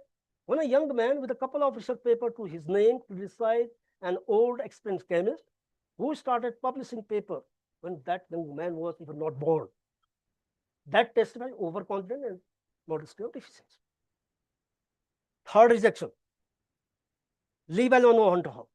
Liya E worked in the laboratory of Kekule. One was a German, another was French. Because Kekule was very busy at that time in determining the structure of benzene. You can think if somebody is working on benzene and he is proposing that it's a planar structure. Planar structure of benzene can only be possible as a tetrahedron, right? Because this person was mad on benzene only, he did not talk about the tetrahedral carbon. His 2 students working in the laboratory, which they claimed later on, they never met when they were working in the lab, in the Kepler. They went back, both of them published a paper in 1874. Both of them, independent, almost 1 or 2 months gap, different journal. This is carbon is tetrahedral. Carbon is tetrahedral. अब जब Kekulé ने पढ़ा, this is nothing but a childish fantasy. Now think about it, tetrahedral carbon. Carbon जो periodic table में सबसे छोटा element hydrogen होता है। हाइड्रोजन बिलो द प्लेन है, अबव द प्लेन है। वो आपकी बॉडी में क्या कर सकता है वो एग्जांपल मैं आपको बाद में दिखाऊंगा। Okay, now look at this कोविड-19। ये पिक्चर जो है सहारनपुर से ली। Look, you can see the Himalaya. क्या मतलब है इसका? मतलब पॉल्यूशन, कुछ नहीं, पॉल्यूशन गैसेस से हो रहा है, पेट्रोलियम प्रोडक्ट से हो रहा है, जो हम लोग बनाते हैं, केमिस्ट बनाता है, आप लोगों का कोई दोस्त नहीं उसमें, राइट? आप सब यूज करते हैं, तो जो गैसेस होती हैं वो सब ये करते हैं। लुक एट दिस दिल्ली, आप लोगों को पता होगा उसमें कैसा होता। Even your near and dear, आपका बेटा हो या आपकी मदर फादर फैमिली, कोई कोविड जिसको हुआ उसके पास में नहीं, वाई? फियर ऑफ डेथ, ये तो था, because there was no treatment available. Now just correlate this, go backward. 1900, I mean 1920, 1828 में यूरिया बना, पहला जो ड्रग सिंथेटिक आया वो क्लोरल हाइड्रेट था 1857-58 में। जो आप एस्प्रिन लेते हैं वो 1898-99 में बना। उसमें तो कोई दवाई नहीं थी। अगर आपको बैक्टीरियल इन्फेक्शन हो गया, आपका तो राम नाम सत्य है, हो सकता है। And this is what it was. Any bacterial infection at that time happened, the person used to die. At that time, in 1941, one molecule was discovered, that the first antibiotics, penicillin. And इसको अगर आप UPSC के exam में पूछो कि who discovered penicillin, everybody will say Alexander Fleming, because this is what it is in the textbook. This is what it was. Any kind of infection, bacterial infection happens, survival rate was very low. S aureus to 100% death. Who the person? This was the Alexander Fleming. What was the story? The story ये है, Alexander Fleming was doing something in the lab, पेट्रिटिस को खुला छोड़ दिया, एक हफ्ते के बाद आया तो उसमें बैक्टीरिया लाइसिस, तो उसको स्टडी किया, तो उसको पेनिसिलिन नाम दिया, उसने कहा कि ये इसकी एंटीबैक्टीरियल पोटेंशियल है। What he did actually, he didn't do after that anything. 1929 में he published this result in British Journal of Experimental Pathology in 1929, and he wrote, this mold has antibacterial potential. After that, he didn't do anything on it. But हम कहते हैं उसी ने discover. क्या हुआ? 1938, Harvard Florey read this paper and he got interested, and he mentioned later on it was only an academic interest. He started working on this mold with his colleague called Chain. Around same time, the laboratory where they used to work, across that there was a hospital. One British cop got an infection of S. aureus, and one of his eye has to be removed, and death of the person was certain. At that time, there was no clinical trial, nothing.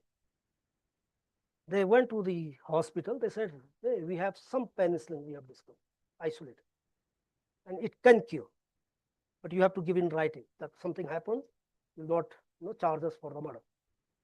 Permission was granted. You know what happened? This person survived. But the problem was, yield of penicillin was so poor, could not be given another dose.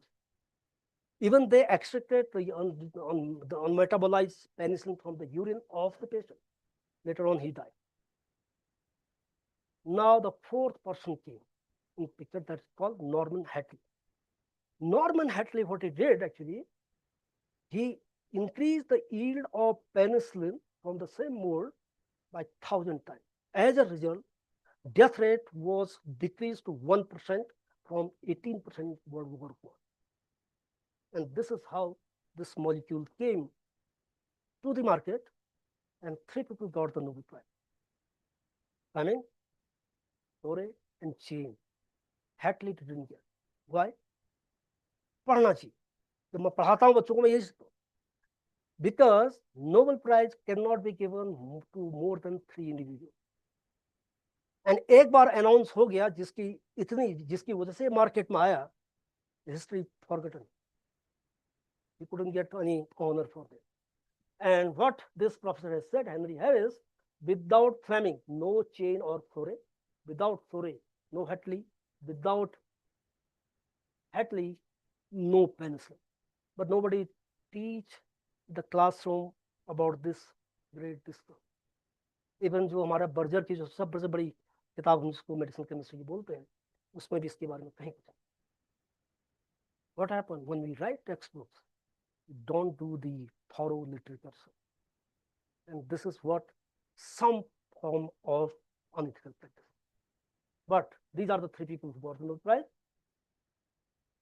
But in 1990, he was awarded unusual distinction of honorary doctorate of medicine from Oxford University, the first given to a non-medical person in the 800-year history of the university. Attlee got only 2 of them. So this is what it happened. When we don't write about the people, this is how the people are formed. Okay, now what's the problem? The बहुत अच्छा हुआ. The problem is this, the old attitude. It says any chemical process you generate a waste. How to define them? This was in 1954. Waste is a product which does not have a commercial value. वही waste है, commercial value को तो waste नहीं होगा ना, उसमें कुछ पैसा कमाओगे उससे. अब उस waste का करेंगे. This philosophy says या तो इसको जला दो या नदी में डालो. Easiest one. तो कहीं पैसा ज़्यादा खर्च नहीं होगा. This is what it was done. Look at this slide. This is the Ohio River in 1969. It's called a burning river. आग लगी थी. Why? At that time, this area started industrialization, and the philosophy was either you burn or put in the river, or put in the river. One fine evening, it caught a fire. Then Americans thought about it. They are much smarter. They have money also. Today, this river looks like. एक attitude था जिसकी वजह से ये problems हुई, and ये world के पास information है, knowledge, and they rectified. What other part of the world did on this? Did they learn anything? Answer is this. 2017 में बेलेंडरू लेक है बेंगलोर में, वहां भी आग लगी. 1959 to 2027. What we learned? Nothing. So why you blame the subject? It is not the subject. It is the people who practice, who don't follow the ethical guidelines, the protocols which are provided. Not only that. See this slide, just last year's slide, Yamuna River in Delhi. We'll keep on talking. Maybe after 20 years, if I come here, I will show another picture of similar kind. Because we don't learn and don't try to improve. That's the problem. You must have seen this compound. It is called MIC, methyl isocyanate. So methyl isocyanate in class 12, what we teach to the student is that if you inhale it, because we have a water, it hydrolyzes. It hydrolyzes, it generates some methylamine and carbon dioxide. Very simple. In Bhopal in 1984, what happened?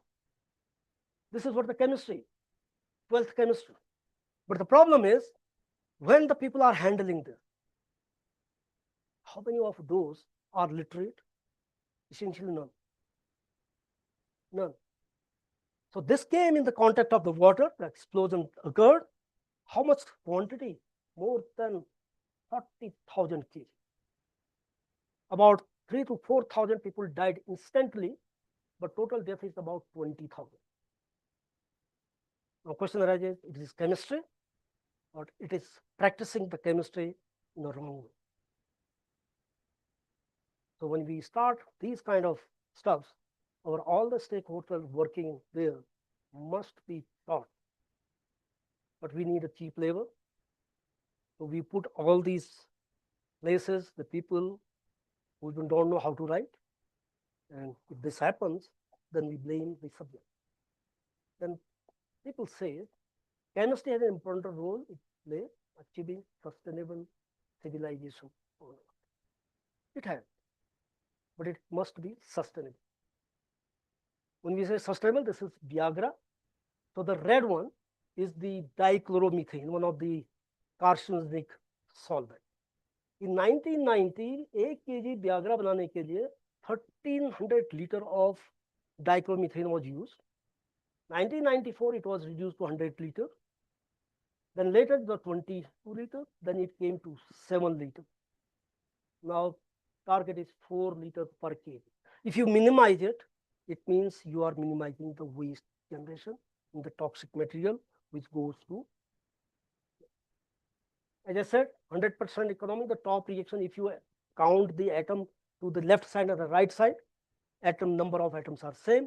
It means 100% atom economy. You are not generating any waste, so it means you are not polluting the environment. This is another beautiful example. Drug discovery में जो होता है is a huge investment, long time. But at that time, there was no regulatory here. And sulfonamide were discovered. Overdose of sulfonamide causes this kind of the center. At that time, the US FDA Act was passed. Now you cannot sell any drug without the approval of these regulatory bodies. For international, the US FDA, India के लिए अपना DGC. But the problem was with the last one. Tetrahedral carbon, right? Llewellyn on top, 1874. And 1957, one drug called thalidomide, the top one, was sold by a company in Germany called Grunther to 40 countries. And the application of this drug was for the treatment of morning sickness of pregnant women and was considered to be a wonder drug. After 7 or 8 years, when the data were collected, they found it has a catastrophe. More than 10,000 babies died. Those survived as permanent disability. Tetrahedral carbon, 1874. 1960s में ये पता चला कि उस tetrahedral carbon का body में क्या फर्क पड़ सकता है। हुआ क्या इस मॉलिक्यूल में, टॉप में एक कायरल सेंटर था, जो 10+2 में हम पढ़ाते हैं, एक कायरल सेंटर था जो 2 इनांशियोमर होते। एक में हाइड्रोजन जो सबसे छोटा एलिमेंट है वो नीचे है, एक में ऊपर। That's the only difference. What happened? When it takes in the body, it binds with the receptor. Receptor has a binding power. अगर ये यहाँ बाइंड हुआ, इसने सेडेटिव इफेक्ट दिखाया। अगर ये यहाँ नहीं बाइंड हुआ, क्योंकि हाइड्रोजन की पोजीशन अलग है, ये कहीं दूसरी जगह बाइंड हुआ, ये हुआ carcinogenic. So then from there it was said you cannot sell any molecule which has a chiral center. So you need to have a pure. ये impure था 50-50%. So this is what it was. This is what the pictures are. So what happened? Pregnant women were told thalidomide was safe. This is what it did to their children. These people still survive with permanent disability. This is what I thought. Now the last part, drug development, which we work very short, I will pass through. So when we talk about drug discovery, when an organic chemist synthesizes more than 10,000 compounds, one compounds come to the market as a drug. It takes about 16 to 18 years. The average cost of drug development is about $450 million. So you can understand how difficult it is. So that's why India is far, far behind in developing the drug. We are very good at making the good processing. We work on that more than identifying a new molecule. ये आपने देखा होगा सब लोगों ने. And from this small plant, 120 alkaloids have been isolated. 120. Structure of 2 of the alkaloid isolated from this plant are these. Again, these 2 molecules does not have a very good cancer activity or something. But same molecule, the same plant generated 2 more molecules like this. एक molecule ये था आपका, एक ये था, उसको बीच में covalent bond है और कुछ नहीं. These 2 molecules are called vincristine and vinblastine. In 1963, US FDA approved these molecules for the treatment of leukemia. The market margin. Look at the plant. This is what the source is. So what we did actually, so in this particular case,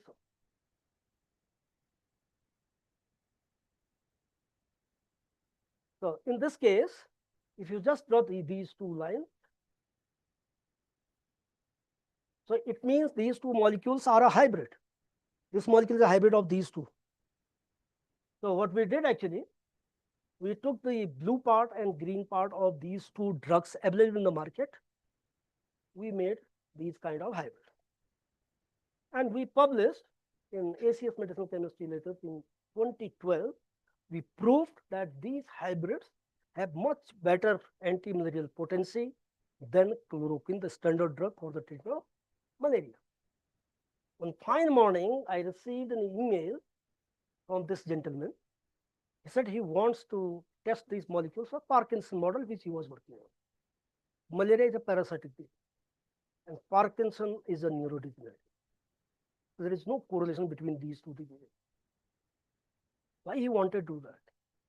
In 1987, a paper was published in Nature, which concludes that chloroquine can retard the progression of Parkinson disease. But there was no taker or no follow on this one. He started working on it, and we collaborated with him. So let me just tell you what is Parkinson. Parkinson is a neurodegenerative disease. It is in your brain, neurons. एक healthy humans के brain में, adult brain में more than 86 billion neurons होते. How many? 86 billion. There was a saying that human brain has more neurons than stars in the galaxy. And none of the neurons are connected to each other. This neuron sends information to this neuron from this space called synapse. Now think about how many synapses. So if you want to hit one of the neuron, how easy or how difficult it is. There is one neuron in our brain that is called dopamine neuron. Dopamine neuron का काम होता है आपके brain में dopamine को generate करना. And dopamine is a happy molecule. We all are happy because enough dopamine is there. But the time the concentration of dopamine drops, you will have a Parkinson's symptom. Unfortunately, there is no drug available for its treatment till now. L-dopa और जो molecule दिया जाता है, वो manage करने के लिए दिया जाता है, and after some time this becomes useless and person becomes bedridden, and even they cannot chew their food. They are given food through the pipes. Very, very pathetic condition. So what we did in this study actually, we synthesized this molecule, and जो mice है, इसको हमने एक molecule दिया जिससे Parkinson हो जाता, तो उसको पार्किंसन कर दिया. तो उसको पार्किंसन हो गया, फिर अपना molecule introduce किया. So उसको जब L-dopa देते हैं, this is the serotonin part of healthy mice, the first picture. The second one is the same brain with Parkinson disease. You can see the difference. The third one is when this is treated with L-dopa, not much change. But when it was treated with our compound, the first and fourth, same. And this is the animal study. Okay. So in medicinal chemistry actually में अगर आपकी activity बहुत आ गई, अच्छी आई, तो पहला सवाल पूछेंगे कि टॉक्सिसिटी क्या है, तो आपको टॉक्सिसिटी करानी है. तो आपने कहा टॉक्सिसिटी बहुत अच्छी है, एक्टिविटी बहुत अच्छी है, अरे तो इन विट्रो है, जानवर में क्या हो बताओ. अब जानवर में रिप्लिकेट नहीं होता, most of the time it doesn't get replicated. Even in animals, which is very good in all respect, when it goes to human, it drops. We can't predict that. But at that time, there was a story covered on this work. We published this work in Nature Communication 2023. It says clearly there is a real potential for future application from moving from rat model to Parkinson to one day testing clinically in humans. इस data के पास ही कि इसके chances हैं कि एक दिन इसको humans में टेस्ट किया जा सकता है. What we showed in this study, we showed it has a curative effect.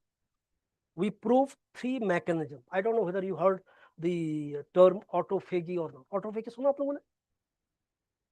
Autophagy जो होता है, सिंपल लेमैन लैंग्वेज में अगर आपको समझाना हो, when you are fasting over long period of time, what will happen? Your cell will die. अगर आप ज़्यादा दिन खाओगे, ग्लूकोज का मेटाबॉलिज्म हो जाए. कोई नहीं मरना चाहता, सेल भी नहीं मरना. सेल मरने से पहले क्या करता है? आपकी बॉडी में जितने वो सेल हैं जो डिजीज कॉजिंग है या गार्बेज टाइप है, उसको खा के जिंदा रहता है. तो this term is given the term autophagy, and 2016 का एक जापानीज प्रोफेसर को नोबेल प्राइज मिला. एंड हमारा ये मॉलिक्यूल ऑटोफेगी भी करता है, एंड जो डोपामिन न्यूरॉन है उसकी डेथ को अरेस्ट कर देता है. एक प्रोटीन अल्फा सिंक्लिन जिसकी मिसफोल्डिंग होती है पार्किंसन में, उसको डिसॉल्व कर. ये 3 काम कर. Okay, and this is what they predicted, and we started the phase 1 human clinical trial. जब आप किसी ड्रग को मार्केट में लाते हैं, this is the animal study, then it goes to the humans. You have to take US FDA approval. तो first phase में क्या होता है, आप किसी भी डिजीज पेशेंट को नहीं, you are volunteers, the companies will have no academic institute across the world can develop a drug molecule. At one stage, the technology has to be transferred to the industry. Industry comes in picture. So we have 12 patents, so we transfer this technology. And 2023, they started phase 1 human clinical trials, wherein the people from age 18 to 74, male and female both, were given doses of this molecule for 1 year. Treatment, then observation for more than 1 year, just to see what kind of toxic effect this molecule can have in human body. Only then it can move to the next stage. अगर उसमें toxicity आ गई, आपका काम तमाम. और maximum time पे ये होता है. We were lucky in 2024, the first human phase 1 clinical trial result was published, and it was confirmed these molecules are safe. So this molecule moved now to phase 2 human clinical trial, wherein the treatment of Parkinson diseased patient will start to see what is the efficacy. कोई भी drug develop होती है, उसका एक control होता है. ये drug already known है, इससे कितना बेटर है. क्योंकि पार्किंसन में कोई भी ड्रग अवेलेबल नहीं है. Even if 30 to 40% improvement in the patient life is there, it has a chance to move further. So 2015 and 2023-24, this statement turned out to be true. Went to the human. So these are the group of students who made this story a success. The last 2 students are still continuing at University of Delhi.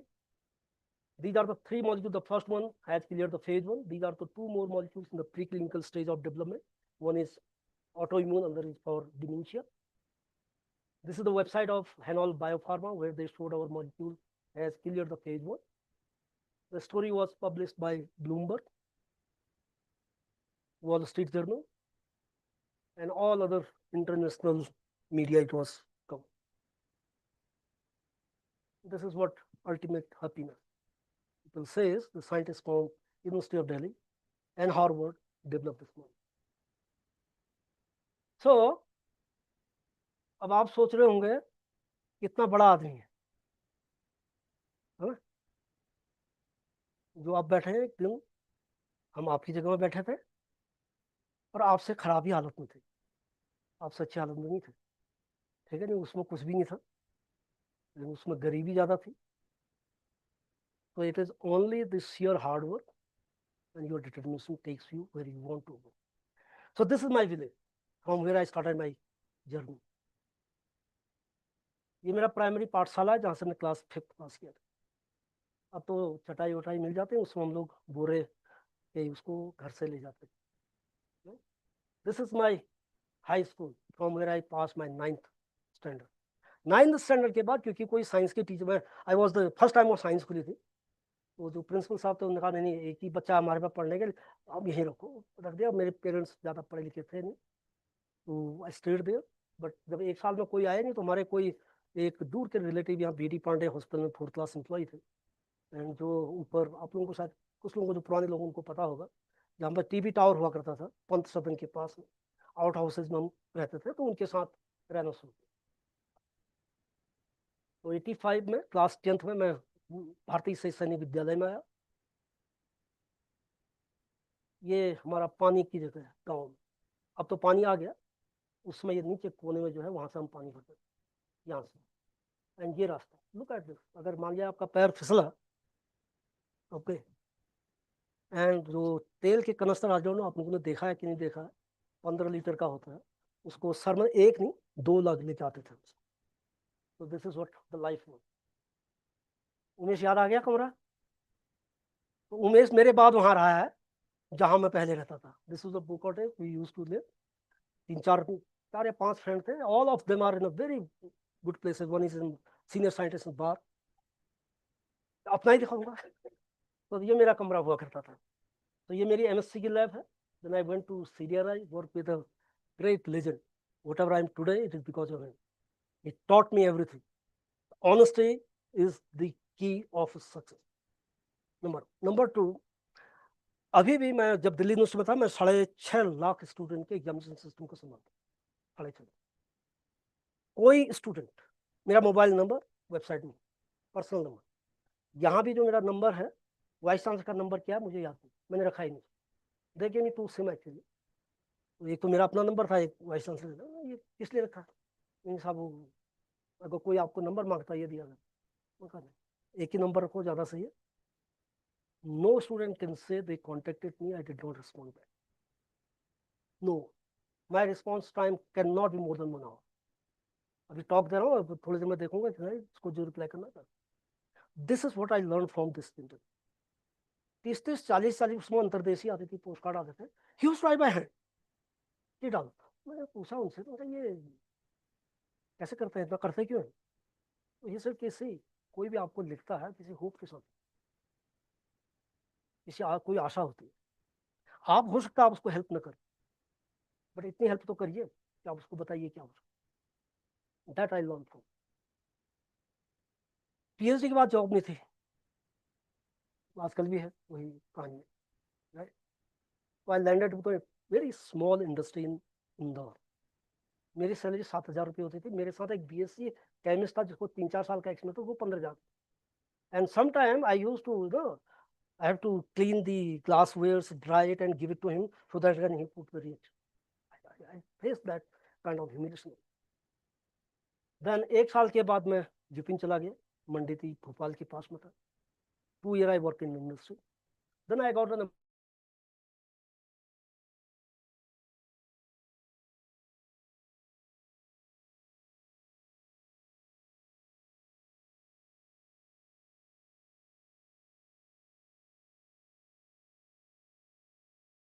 है ना, कल की तनख्वाह मिल गई, बात खत्म, आगे का।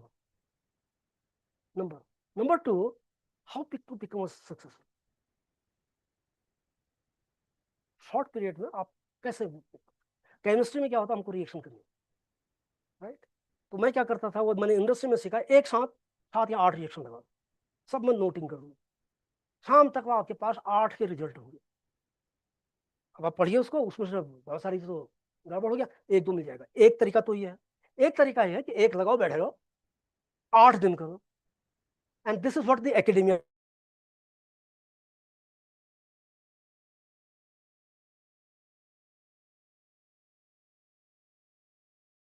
टेम्परेचर -20-25 लगा, और रात को मैं 10 या 11 बजे आता था। उस बीच में इस बिल्डिंग के बाहर नहीं आता।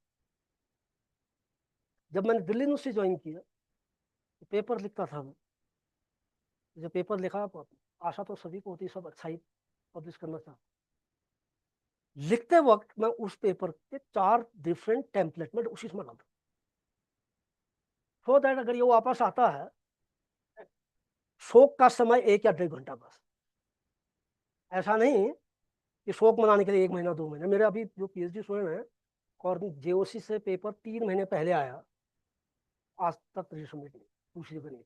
मैं क्यों नहीं सर, इसमें ये करना है, ये तो उसी से कर देना चाहिए, right? And this is how you can be a success, remember.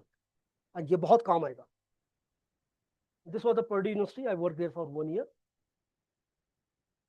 अब ये हुआ कि घर की कुछ परेशानियां थी, तो हुआ कि वापस जाना पड़ेगा। जितनी चीज देख के गया था उससे मुझे ये पता था कि हिंदुस्तान में जॉब बिना जुगाड़ के नहीं हो सकती, राइट? है ना? अरे हंसो तो सही, ऐसा ही है ना? तो मैं भी यही मानता। जब ये हुआ कि जाना है तो एक कंडीशन रखी, भाई इंडस्ट्री में तो काम कर लिया था मैंने, and I had more interest on academics. तो मैंने कहा भाई कहीं सरकारी नौकरी मिल जाएगी तो जाएंगे, और मुझे पता था सरकारी नौकरी तो मिलनी नहीं, तो मेरी चलेगी। फिर फैमिली में ऐसा ही तो होता ना। तो फॉर्चुनेटली और अनफॉर्चुनेटली मुझे नाइपर से ऑफर है, इन एब्सेंशिया सिलेक्शन। उस समय स्काई स्काई कुछ नहीं होता, बायोडाटा गया, रिकमेंडेशन लेटर गया, दे ऑफर्ड मी असिस्टेंट, तो आई जॉइन नाइपर मोहन। वहीं से मैंने दिल्ली यूनिवर्सिटी अप्लाई किया था, पर्ड्यू से। मैं यहाँ आ गया, दिल्ली यूनिवर्सिटी में भी सिलेक्शन कमेटी बैठी, मैंने बायोडाटा देखा, फिर रिकमेंडेशन देखा, मैं ऐसा करो इसको रीडरशिप ऑफर करो। एक सिलेक्शन कमेटी मेंबर थे, वो मेरे को बाय नेम जानते थे, because I use to be in touch. जब कुछ अच्छा होता था, I use to write the big chemist in the country की मैंने ये किया, नहीं ये किया। He knew that I join to NIPER Mohali. इस फेलो सेट किया, वो आएगा नहीं, because he has join NIPER Mohali. And जो यूनिवर्सिटी का एंड नाइपर के जो आईआईटीज को पे स्केल है वो डिफरेंट होता है, असिस्टेंट प्रोफेसर रीडर का स्केल होता है। तो वाइस चांसलर ने कहा कि हाउ गुड है, वैसे राइट, ऐसा करो उसको 3 इंक्रीमेंट दे दो। तो मुझे readership with 3 increment in absentia दूसरा जॉब मिला दिल्ली यूनिवर्सिटी। तो आई came there in 2003। 2010 I became professor, 2020 I became senior professor. Finally I came to my alma mater, जहाँ एक बार मेरा फॉर्म साइन करने के लिए, जीआर का फॉर्म साइन करने के लिए मुझे आधा दिन बैठना पड़ा था। एंड किसी को हमने कहा कि ये होता अटेस्ट करना होता ना, अटेस्ट कराने के लिए वहाँ एओ होता था, हम तुमको नहीं जानते तो इसलिए हम करेंगे। तो इसलिए मेरे पास कोई भी बच्चा आता, कोई भी इंसान आता, I never say no, I help them. So this is what it is. This is what the story is. And finally, I got the highest honor of Indian science this year, that is FNA. So you can understand शुरुआत कहाँ से। Remain grounded. Success यहाँ नहीं चढ़े। अगर आप successful हैं, आप मोटिवेट करें। एंड अगर यहाँ आकर के अगर कुछ बच्चे मोटिवेट हो जाते हैं तो हमारी अर्निंग एंड डायरेक्टर साहब का एफर्ट जो है सक्सेसफुल। अगर इधर से सुना उधर से निकाल दिया फिर कोई फायदा। तो this is what I am in academic world. आप अपने घर में जाइए, जरा पूछिए आपके परदादा के दादा का नाम क्या था, किसी को पता। स्टिल वी फील द बेटा होना चाहिए, वंश आगे बढ़ता है। वो किस वंश की बात कर रहे हैं जो हर 5वें जनरेशन में खत्म है। बट एकेडमिक वर्ल्ड में ये एक खासियत है। I did PhD with doctor DS Bhakuni, he did with warden. तो करते करते मैं ट्रेस किया 1751 तक। And this fellow 1751 was a spy. तो इसका डिटेल नहीं मिला। I did a post doc with Richard Gibbs, Okamura, all this. Look at ये यूके वाला है, ये यूएस वाला, उनका फोर फादर एक ही है, इसलिए हम सब रिलेटिव हैं, इसलिए ऑल आर रिलेटिव। तो what fight for? I did a postdoc with Jeff Zaleski. I could trace his lineage up to 1633. Thank you very much.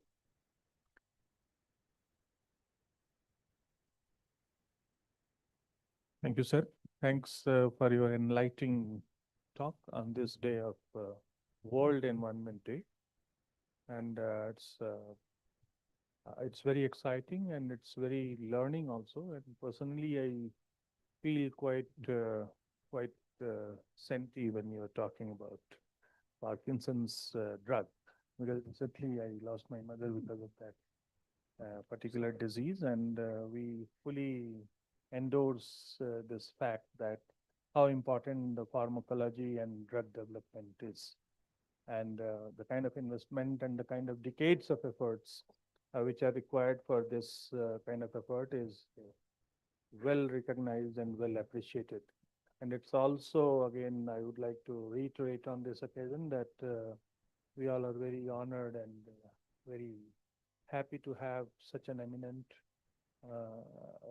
scientist, teacher on this occasion. And for you, the young generation, I think this talk was dedicated for you only by sir. And Mr. Rawatji told that how you should proceed, and starting from a small village, having 2 cans of 15 liter each and going at 45 degrees during his childhood. Many of us, you may not know how hard life is in hills even today, or for that matter in other places where other kind of difficulties are also there. But just by your hard work and consistent learning and efforts, one can achieve the heights, the academic heights for which you might have envisaged when you joined the concern. So with these remarks, before we conclude and call our director to felicitate sir, I would like to just brief 1 or 2 questions if you have, definitely not from chemistry, but try to associate with your ambitions and with your things. 1 or 2 questions, any young students?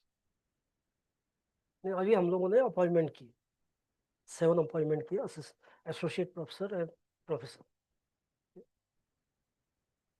जुगाड़ वाली जो बात कर रहा था ना, right, सो मेरे को हम तो आएंगे, राइट, प्रेशर भी आएगा। One of the person senior politician said कि अगर आप इस समय हमारे लोगों का भला नहीं करेंगे, भला कब करेंगे? तो आई सेड कि